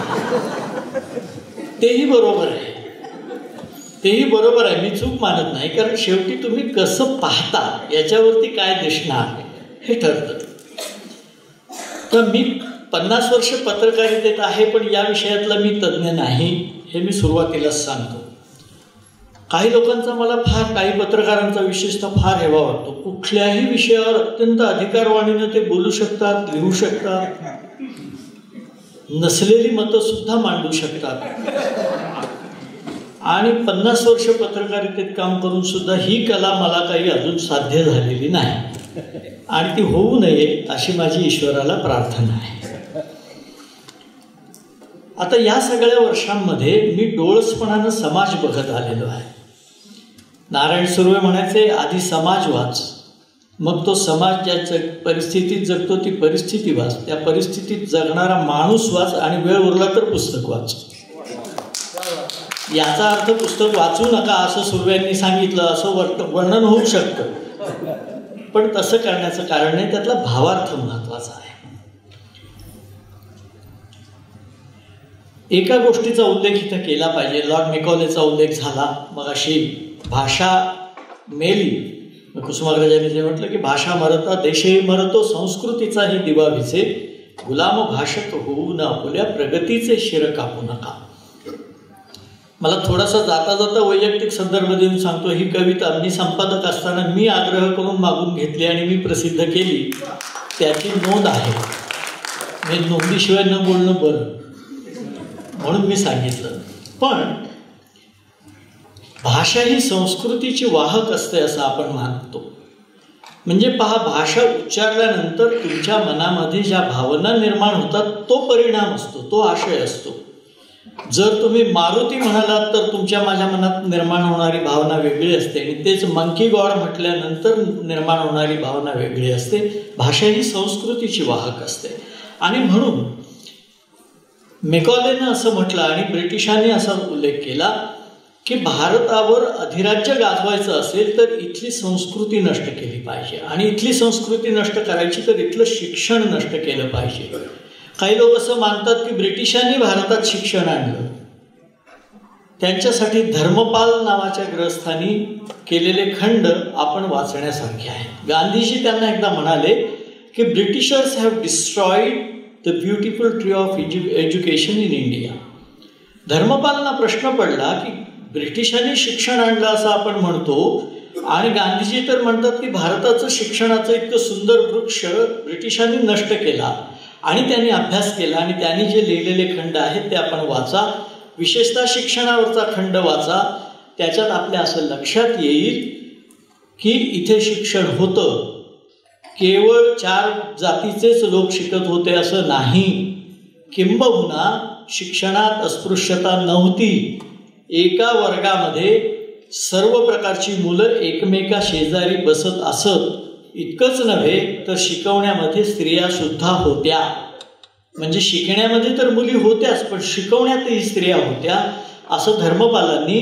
आणि हे तेव्हाच्या मद्रास प्रांतातलं विशेषतः चित्र आहे.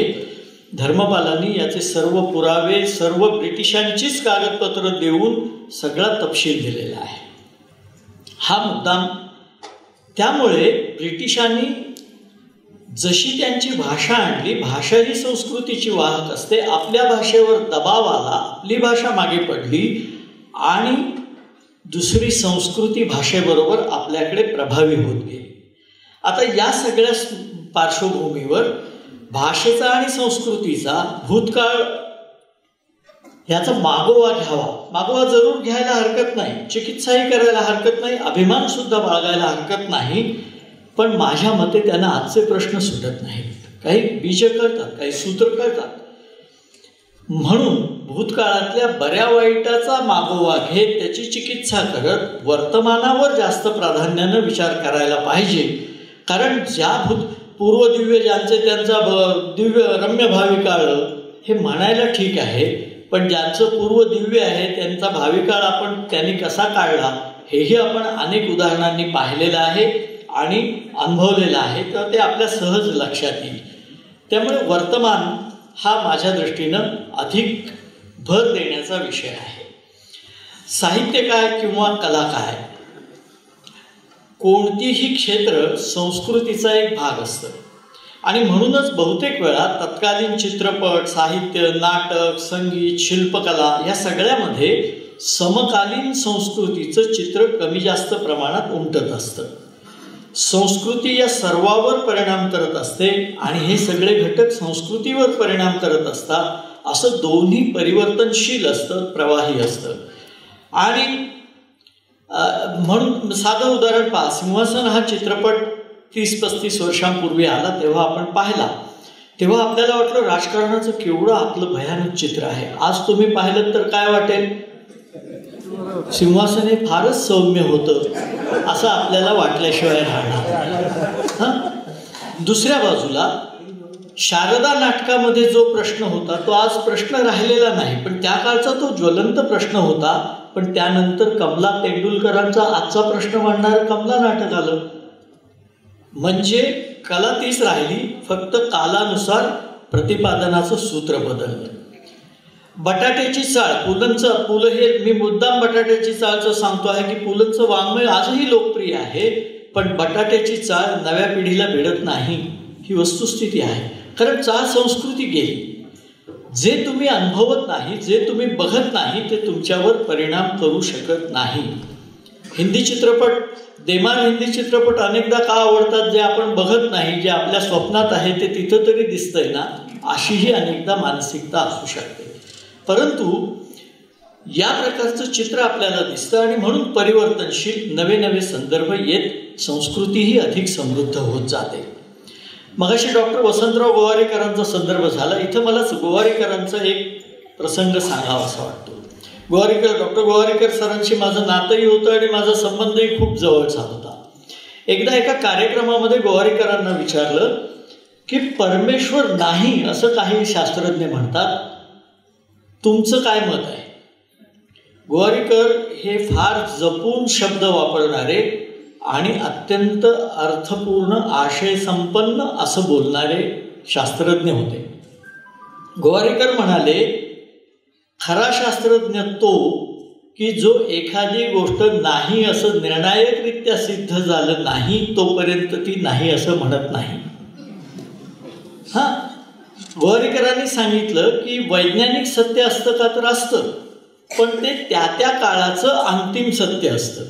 आता पहा, त्या त्या काळाचं अंतिम सत्य, त्यांनी उदाहरण दिलं होतं, मला अजून आठवतं की ॲस्पिरिन ज्या वेळेला आलं त्यावेळेला हे फार चांगलं आहे आणि हृदरोग असणाऱ्या सर्वांनी हे घेतलं पाहिजे, त्या काळचं अंतिम सत्य. पुढे काही दिवसांनी संशोधन झालं आणि ॲस्पिरिन हे हृदरोगाला घातक आहे असं आलं, शास्त्रज्ञांचं त्या काळचं अंतिम सत्य. पुन्हा काही वर्ष गेली, पुन्हा असं सिद्ध झालं की ॲस्पिरिन रोज अर्धी घेतली तर हृदरोगाचा धोका टळतो, त्या काळचं अंतिम सत्य. खोटं नव्हतं कुठलंच, फक्त सत्याची कालानुसार आणि संशोधनानुसार परिभाषा बदलत जाते, परिमिती बदलत जाते.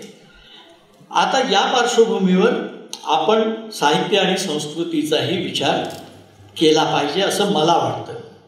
तर गेल्या 60 वर्षामध्ये काय झालं, पूर्वी आधी जीवन की आधी कला असा एक वाद होता, जुन्या लोकांना आठवत असेल. चांगली गोष्ट आहे की आता नव्या लोकांना तो आठवत नाही.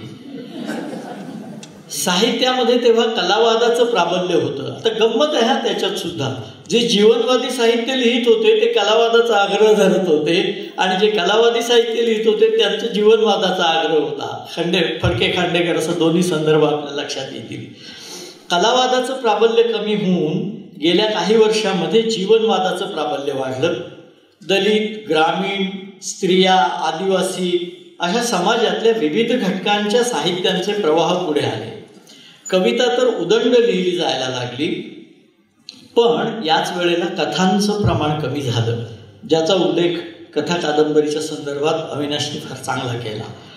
कथांचं प्रमाण कमी झालं, विनोद रोडावला आणि आत्ता विनोद म्हणून जे वाहिन्यांवर दाखवलं जातं ते हास्यास्पद आहे, विनोद नव्हे. हास्यास्पदता आणि विनोद याच्यात थोडा आपण फरक करायला शिकलं पाहिजे मराठीवर प्रेम असेल तर.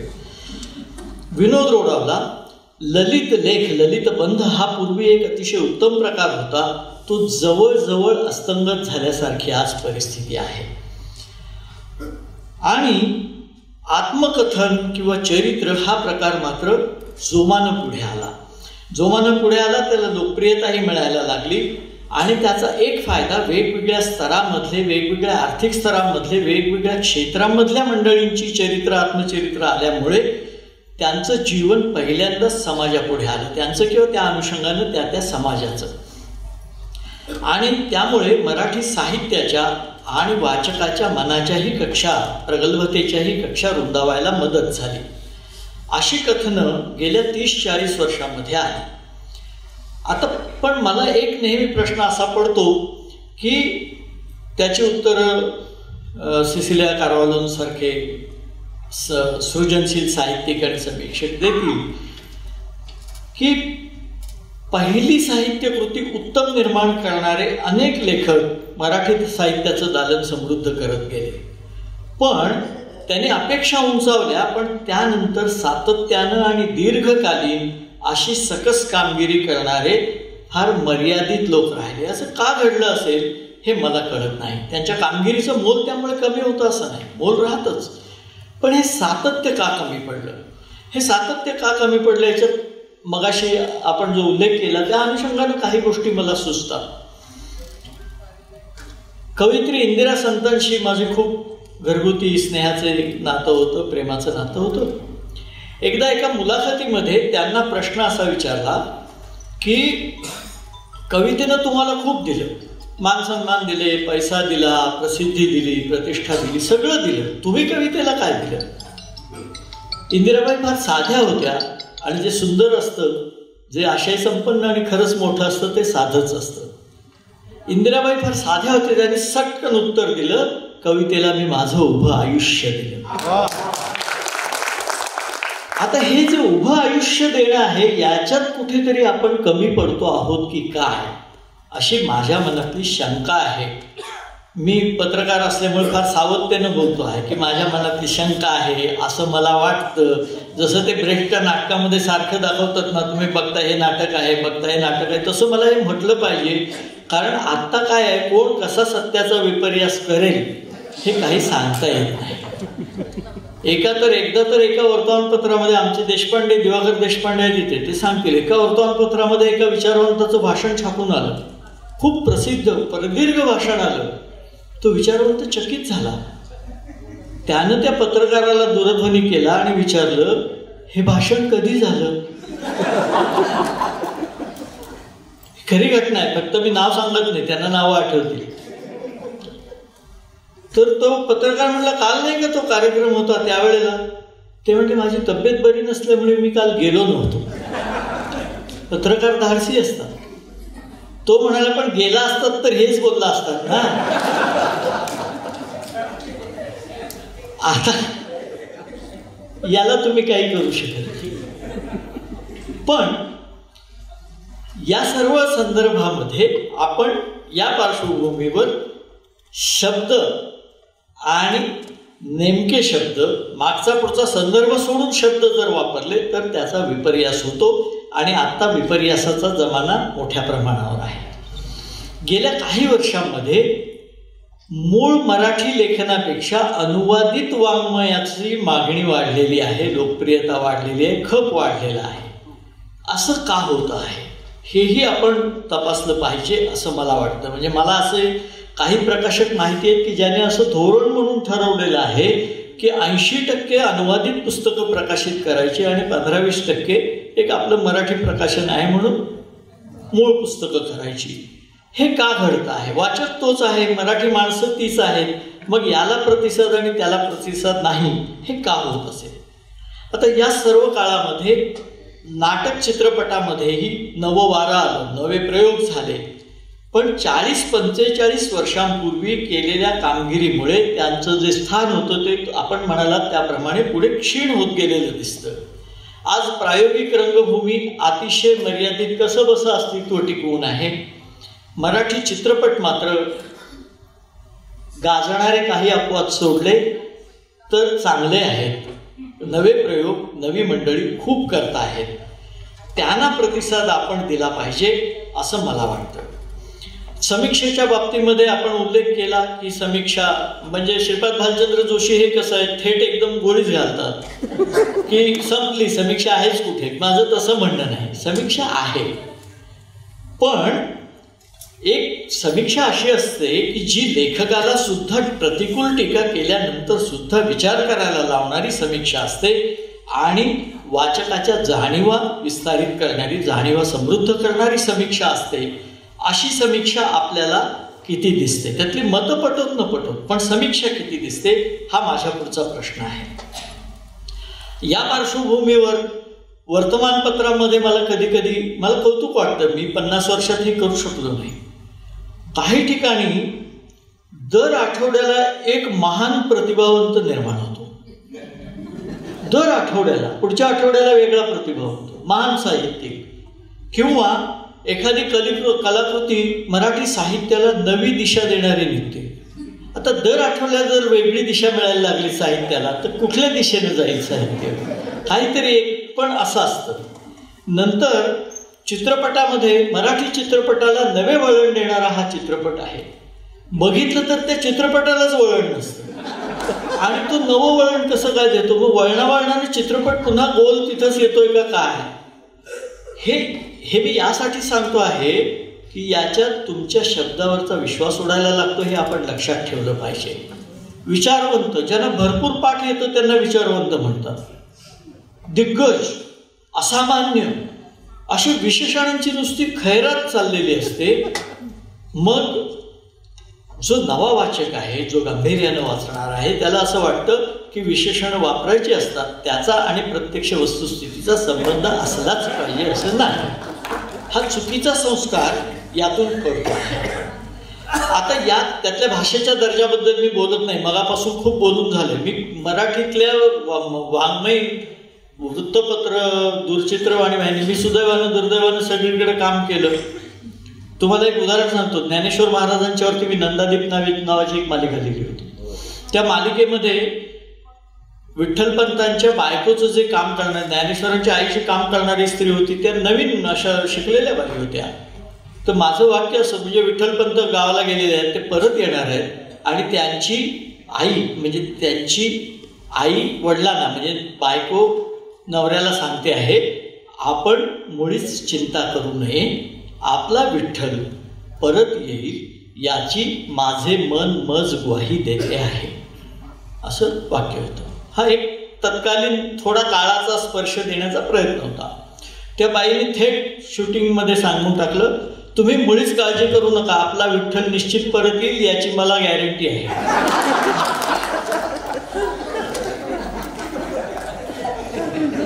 आता मी त्यांना म्हटलं, अहो गॅरंटी नाही हो, मी काकुळतीला. त्या काय म्हणाले माहितीये, तुम्हाला म्हणायचं ते ह्यातच आलं ना. जेव्हा आपण म्हणतो की कळल्याशी कारण हे बरोबर आहे, पण काळानुसार कळावं हे पण अपेक्षित आहे ना भाषेमध्ये. त्यामुळे या प्रकारची मराठीतली मी खूप उदाहरणं देईन. जाहिरातीबद्दल तर मी फार बोलतच नाही. एक पूर्ण पान अशी जाहिरात होती, एका साबणाची, मनातला सगळा मल नष्ट करणारा साबण. आता मल आणि मळ यातला फरकच ज्याला माहीत नाही ते नाही निर्मळ म्हणून काय करील साबण. तेव्हा अशा प्रकारचे अनेक प्रकार भाषेच्या बाबतीत आहेत. त्यामुळे त्या दर्जाबद्दल मी काही फारसं बोलत नाही. पण पूर्वी म्हणजे श्रीपू भागवतांच्या बाबतीतली एक गोष्ट सांगतात की एक ब्रिटिश प्रकाशक आला आणि श्रीपू त्यांना दाखवत होते सगळं प्रकाशन आपलं, आणि त्या प्रकाशनाला श्रीपू म्हणाले की 1000 प्रतींची आवृत्ती आम्ही काढतो. तो म्हणला किती काळात खपते? ते म्हणले 3-4 वर्ष लागतात. तो म्हणला मग कशाला करता प्रकाशन? हा श्रीपूंच्या बाबतीत घडलेलं उदाहरण आहे. 1000 पुस्तकांची आवृत्ती संपायला 3-4 वर्ष लागतात. आणि याच पार्श्वभूमीवर आता आवृत्ती 300 प्रतींची आणि त्याही पुढे जाऊन प्रिंट ऑन डिमांड हे नवीन धोरण यायला लागलेलं आहे. 8 आवृत्त्या झाल्या. नर्मदे हर हर जगन्नाथ कुंटेंचं 25 आवृत्त्या झाल्या गेल्या 15 वर्षात. वसंत लिमयेंचं पुस्तक टार्गेट असद शहा अलीकडे प्रसिद्ध झालं. 3 महिन्यात 3 आवृत्त्या. म्हणजे परत मगाचाच प्रश्न, वाचक तोच आहे आणि एका बाजूला 300 पुस्तकांची आवृत्ती संपत नाही आणि दुसऱ्या बाजूला या पुस्तकांच्या आवृत्त्या झपाझप खपतात. हे का होतं? त्याचबरोबर दर्जेदार अशा जुन्या काही साहित्यिकांच्या साहित्यकृती नव्या पिढ्यालाही मोहिनी घालतात. म्हणजे गेली 50 वर्ष लोकप्रिय असलेली पुस्तकं आहेत. तेव्हा हे सगळं का होत असेल याच्या कारणांचा शोध मराठी पुस्तकांना उपयोगी ठरेल, मराठी पुस्तकांच्या प्रसाराला उपयोगकारक ठरेल असं मला वाटतं. पण मध्यमवर्गीय अभिरुची असा केवळ शिक्का मारून त्याचं उत्तर सापडेल आणि त्यातून मराठी साहित्याचं काही भलं होईल असं मला वाटत नाही. तर कोणतंही चित्रण, मग ते भाष्य मग ते साहित्यातलं असो, राजकारणातलं असो किंवा प्रसार माध्यमांमधलं असो, ते एकांगी झालं की विश्वासार्हता गमावतं. आणि विश्वासार्हता हा माझ्या मते सर्व जीवन व्यवहाराचा पाया आहे.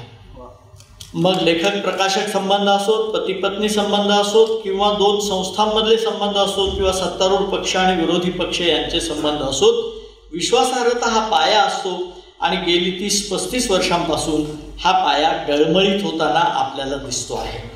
आणि त्यामुळे माझ्या मते विश्वासार्हता राखणं हे प्रसारमाध्यमांपासून सर्व क्षेत्रांमधलं आजचं मुख्य आव्हान आहे.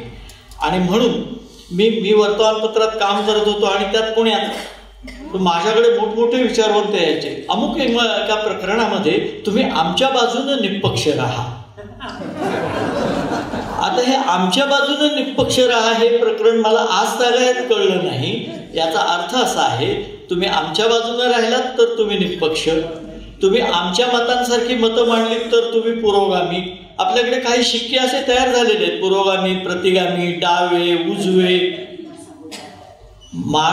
माणसाचं मन नावाची जी गोष्ट आहे ना, ती अशी शिक्क्यांमधून वाटता येते असं मला वाटत नाही. विचारांची ठीक आहे, असू शकतं, पण त्या पार्श्वभूमीवर विश्वासार्हता नसेल तर प्रभाव राहणार नाही आणि प्रभाव नसेल तर परिणामकारकता होणार नाही.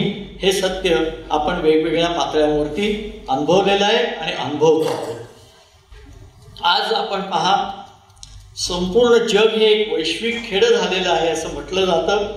ते आपण अनेकदा ऐकतो. 1990 नंतर जागतिकीकरण, खुली अर्थव्यवस्था यांचं झंझावाती वारं सगळीकडे जगातल्या अनेक देशांप्रमाणेच आपल्याकडे आलं. त्यात अनेक पडझड झाली. त्याचे फायदेही आहेत, तोटेही आहेत आपण म्हणालात तसे.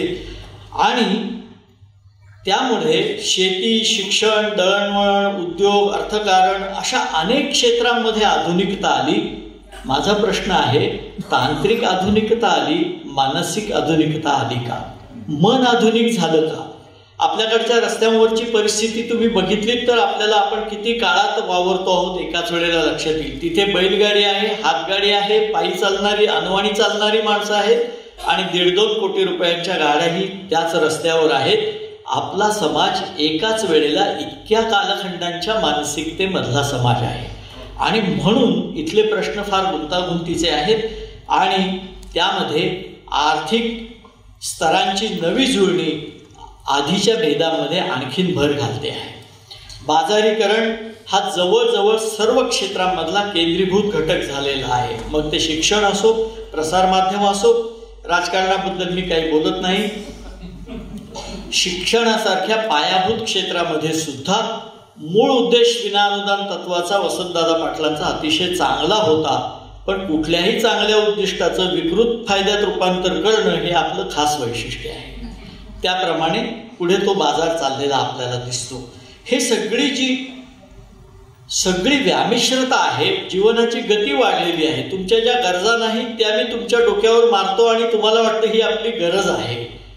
हा जो बाजारीकरणाचा परिणाम आहे त्याचा आपल्या साहित्यावरही परिणाम होतो आहे. पण किती प्रतिभावंत अतिशय या गुंतागुंतीच्या परिस्थितीचा मुलातून शोध घेऊन काही मांडू पाहतायत, चिंतन करतायत, हा माझ्या पुढचा प्रश्न आहे. शाश्वत असतं ते टिकतं, म्हणून तर रणांगण कादंबरी आज 50, 60, 70 वर्षांनंतर सुद्धा आपल्यावर प्रभाव गाजवते.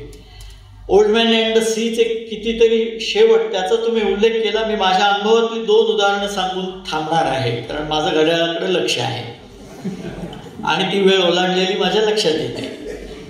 मी 2-3 गोष्टी सांगतो. श्रीग माजगावकर माणूसचे संपादक होते, ते आम्हाला नेहमी सांगायचे, अरे तुम्ही शेतकऱ्यांची मुलं आहात, शेतकऱ्याकडनं काहीतरी शिका. काय शिका? शेतकरी सुद्धा जमिनीत चांगलं पीक यायचं असेल तर जमीन काही काळ पडीक ठेवतो, तसं लेखण्या थोड्या पडीक ठेवायला शिका. हे फार महत्वाचं आहे. आता उलट नाही हा, म्हणजे ज्यांनी काहीच लिहिलं नाही ते फार मोठे प्रतिभावंत आहेत असं त्याचा अर्थ कृपा करून काढू नका. पण असं ते सांगायचे. सारोयान नावाच्या लेखकाची मुलाखत तर आपल्या सर्वांना माहीत असेल. तो फार वेगळा लेखक होता. माझ्यासारखा एक पत्रकार त्याला तो लिहितो कधी आणि कसं हे जाणून घ्यायला मुलाखतीला गेला. विचारलं सारोयानला, तुम्ही कधी उठता? तो म्हणलं इतक्या वाजता उठतो. मग काय करता? मग म्हटलं थोडं चहा घेतो. मग काय करता? फिरायला जातो. मग काय करता? आल्यावर वर्तमानपत्र वाचतो. मग काय करता? ब्रेकफास्ट करतो. त्याला वाटलं आता हा लिहायला बसेल. तेव्हा मग काय करता? तर काय नाही म्हटलं, वर्तमानपत्र वगैरे वाचतो. मग जेवण करतो आणि झोपतो म्हणाला थोडा वेळ. मग संध्याकाळी होते, काही मित्रमंडळी येतात, मग त्यांच्याशी गप्पा मारतो. ह्याला वाटतं आता ही मित्रमंडळी गेली की बसलाच लिहायला. मग काय करता? काय म्हणलं, संध्याकाळ झालेली असते, जरा फिरून येतो. फिरून आल्यावर जरा आनंद करतो म्हणाला आणि आनंद करतो आणि झोपतो म्हणाला. मग हा म्हणला, मग लिहितं कधी? सारोयान म्हणाला, दुसऱ्या दिवशी. हे जे दुसऱ्या दिवशी लिहिणं आहे ना, हे फार महत्वाचं आहे. थांबायला शिकलं पाहिजे. दिसा माझी काहीतरी ते लिहावे, हे अक्षर सुधारायला ठीक आहे, पण चिंतनाच्या दृष्टीनं त्यांनी सांगितलेलंही नाही. मी आपल्याला विश्राम बेडेकरांची मुद्दाम old man and the sea सारखीच गोष्ट सांगतो. विश्राम बेडेकर अखेरच्या काळामध्ये जेव्हा ते 85-86 वर्षाचे होते, भाई बंदरकर हे जे कोळी समाजाचे नेते, त्यांच्यावर नाटक लिहित होते आणि दामू केंकरे ते दिग्दर्शित करणार होते. या सगळ्यात मी दामू केंकरेंच्या बरोबर त्यांच्याकडे जात होतो, म्हणून मी तुम्हाला हे सांगतोय. आणि दोघंही हयात असताना मी हे लिहिलेलंही आहे, हे सांगितलं पाहिजे. तर नाही तर काय होतं, काही माणसं गेल्यानंतर मी त्यांच्या फार जवळचा होतो, असं पण होता कामा नये. तर आम्ही पहिल्यांदा गेलो. केंकरे तुम्हाला माहिती आहे, केंकरे बोलायचे कमी, खुणेनंच सगळं जास्त. तर आम्ही गेलो. केंकरेंना मी म्हटलं, तू केंकरेंना म्हटलं, दामू काका काय सांगणार आहात बेडेकर काकांना? बेडेकर दिग्गज माणूस, एवढा मोठा माणूस. तर ते म्हणाले, वाईट आहे नाटक. हे तुम्ही त्यांना सांगणार? काय म्हणले, ते त्यांच्याबद्दलचं मत आहे, नाटकाबद्दलचं मत आहे, त्यांच्याबद्दलचं नव्हे. बघा, हा फरक अनेक लेखकांना कळत नाही की तुमच्या कलाकृतीबद्दलचं मत हे तुमच्याबद्दलचं मत नसतं. तर आम्ही गेलो. बेडेकर म्हणाले, काय दामूशेठ? केंकरेने असं केलं.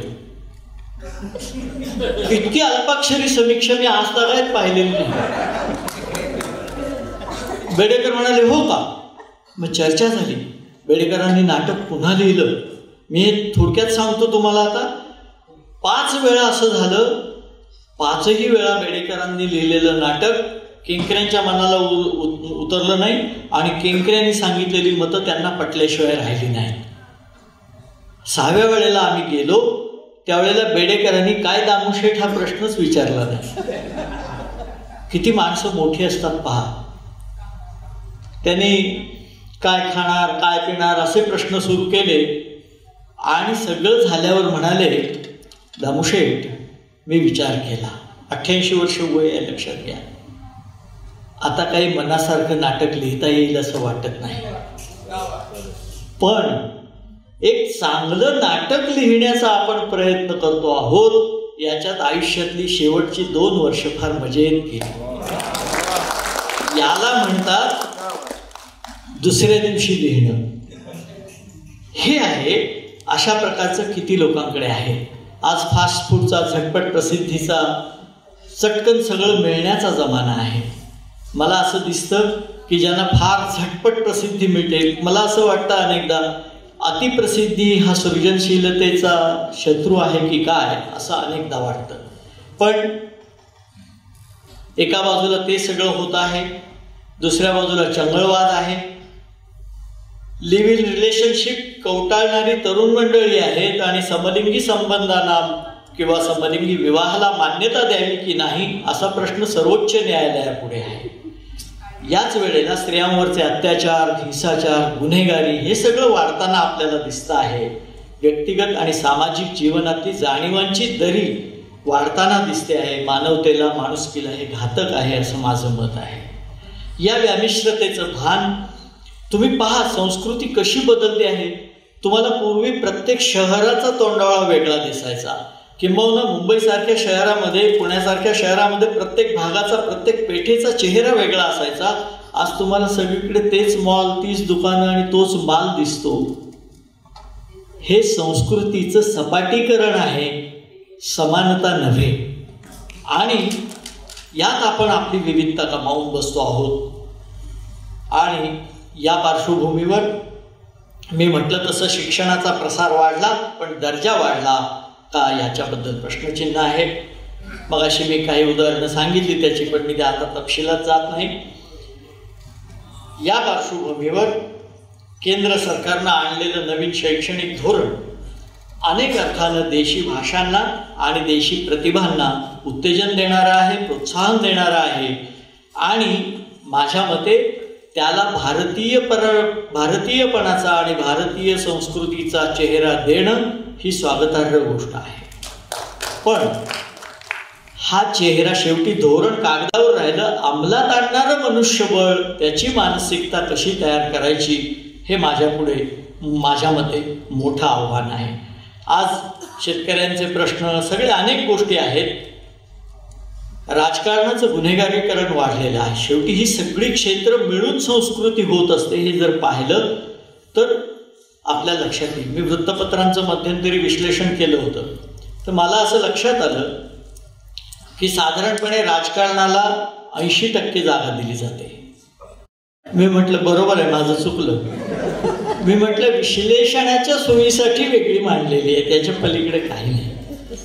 तात्पर्य असं 90-95% याला आहे.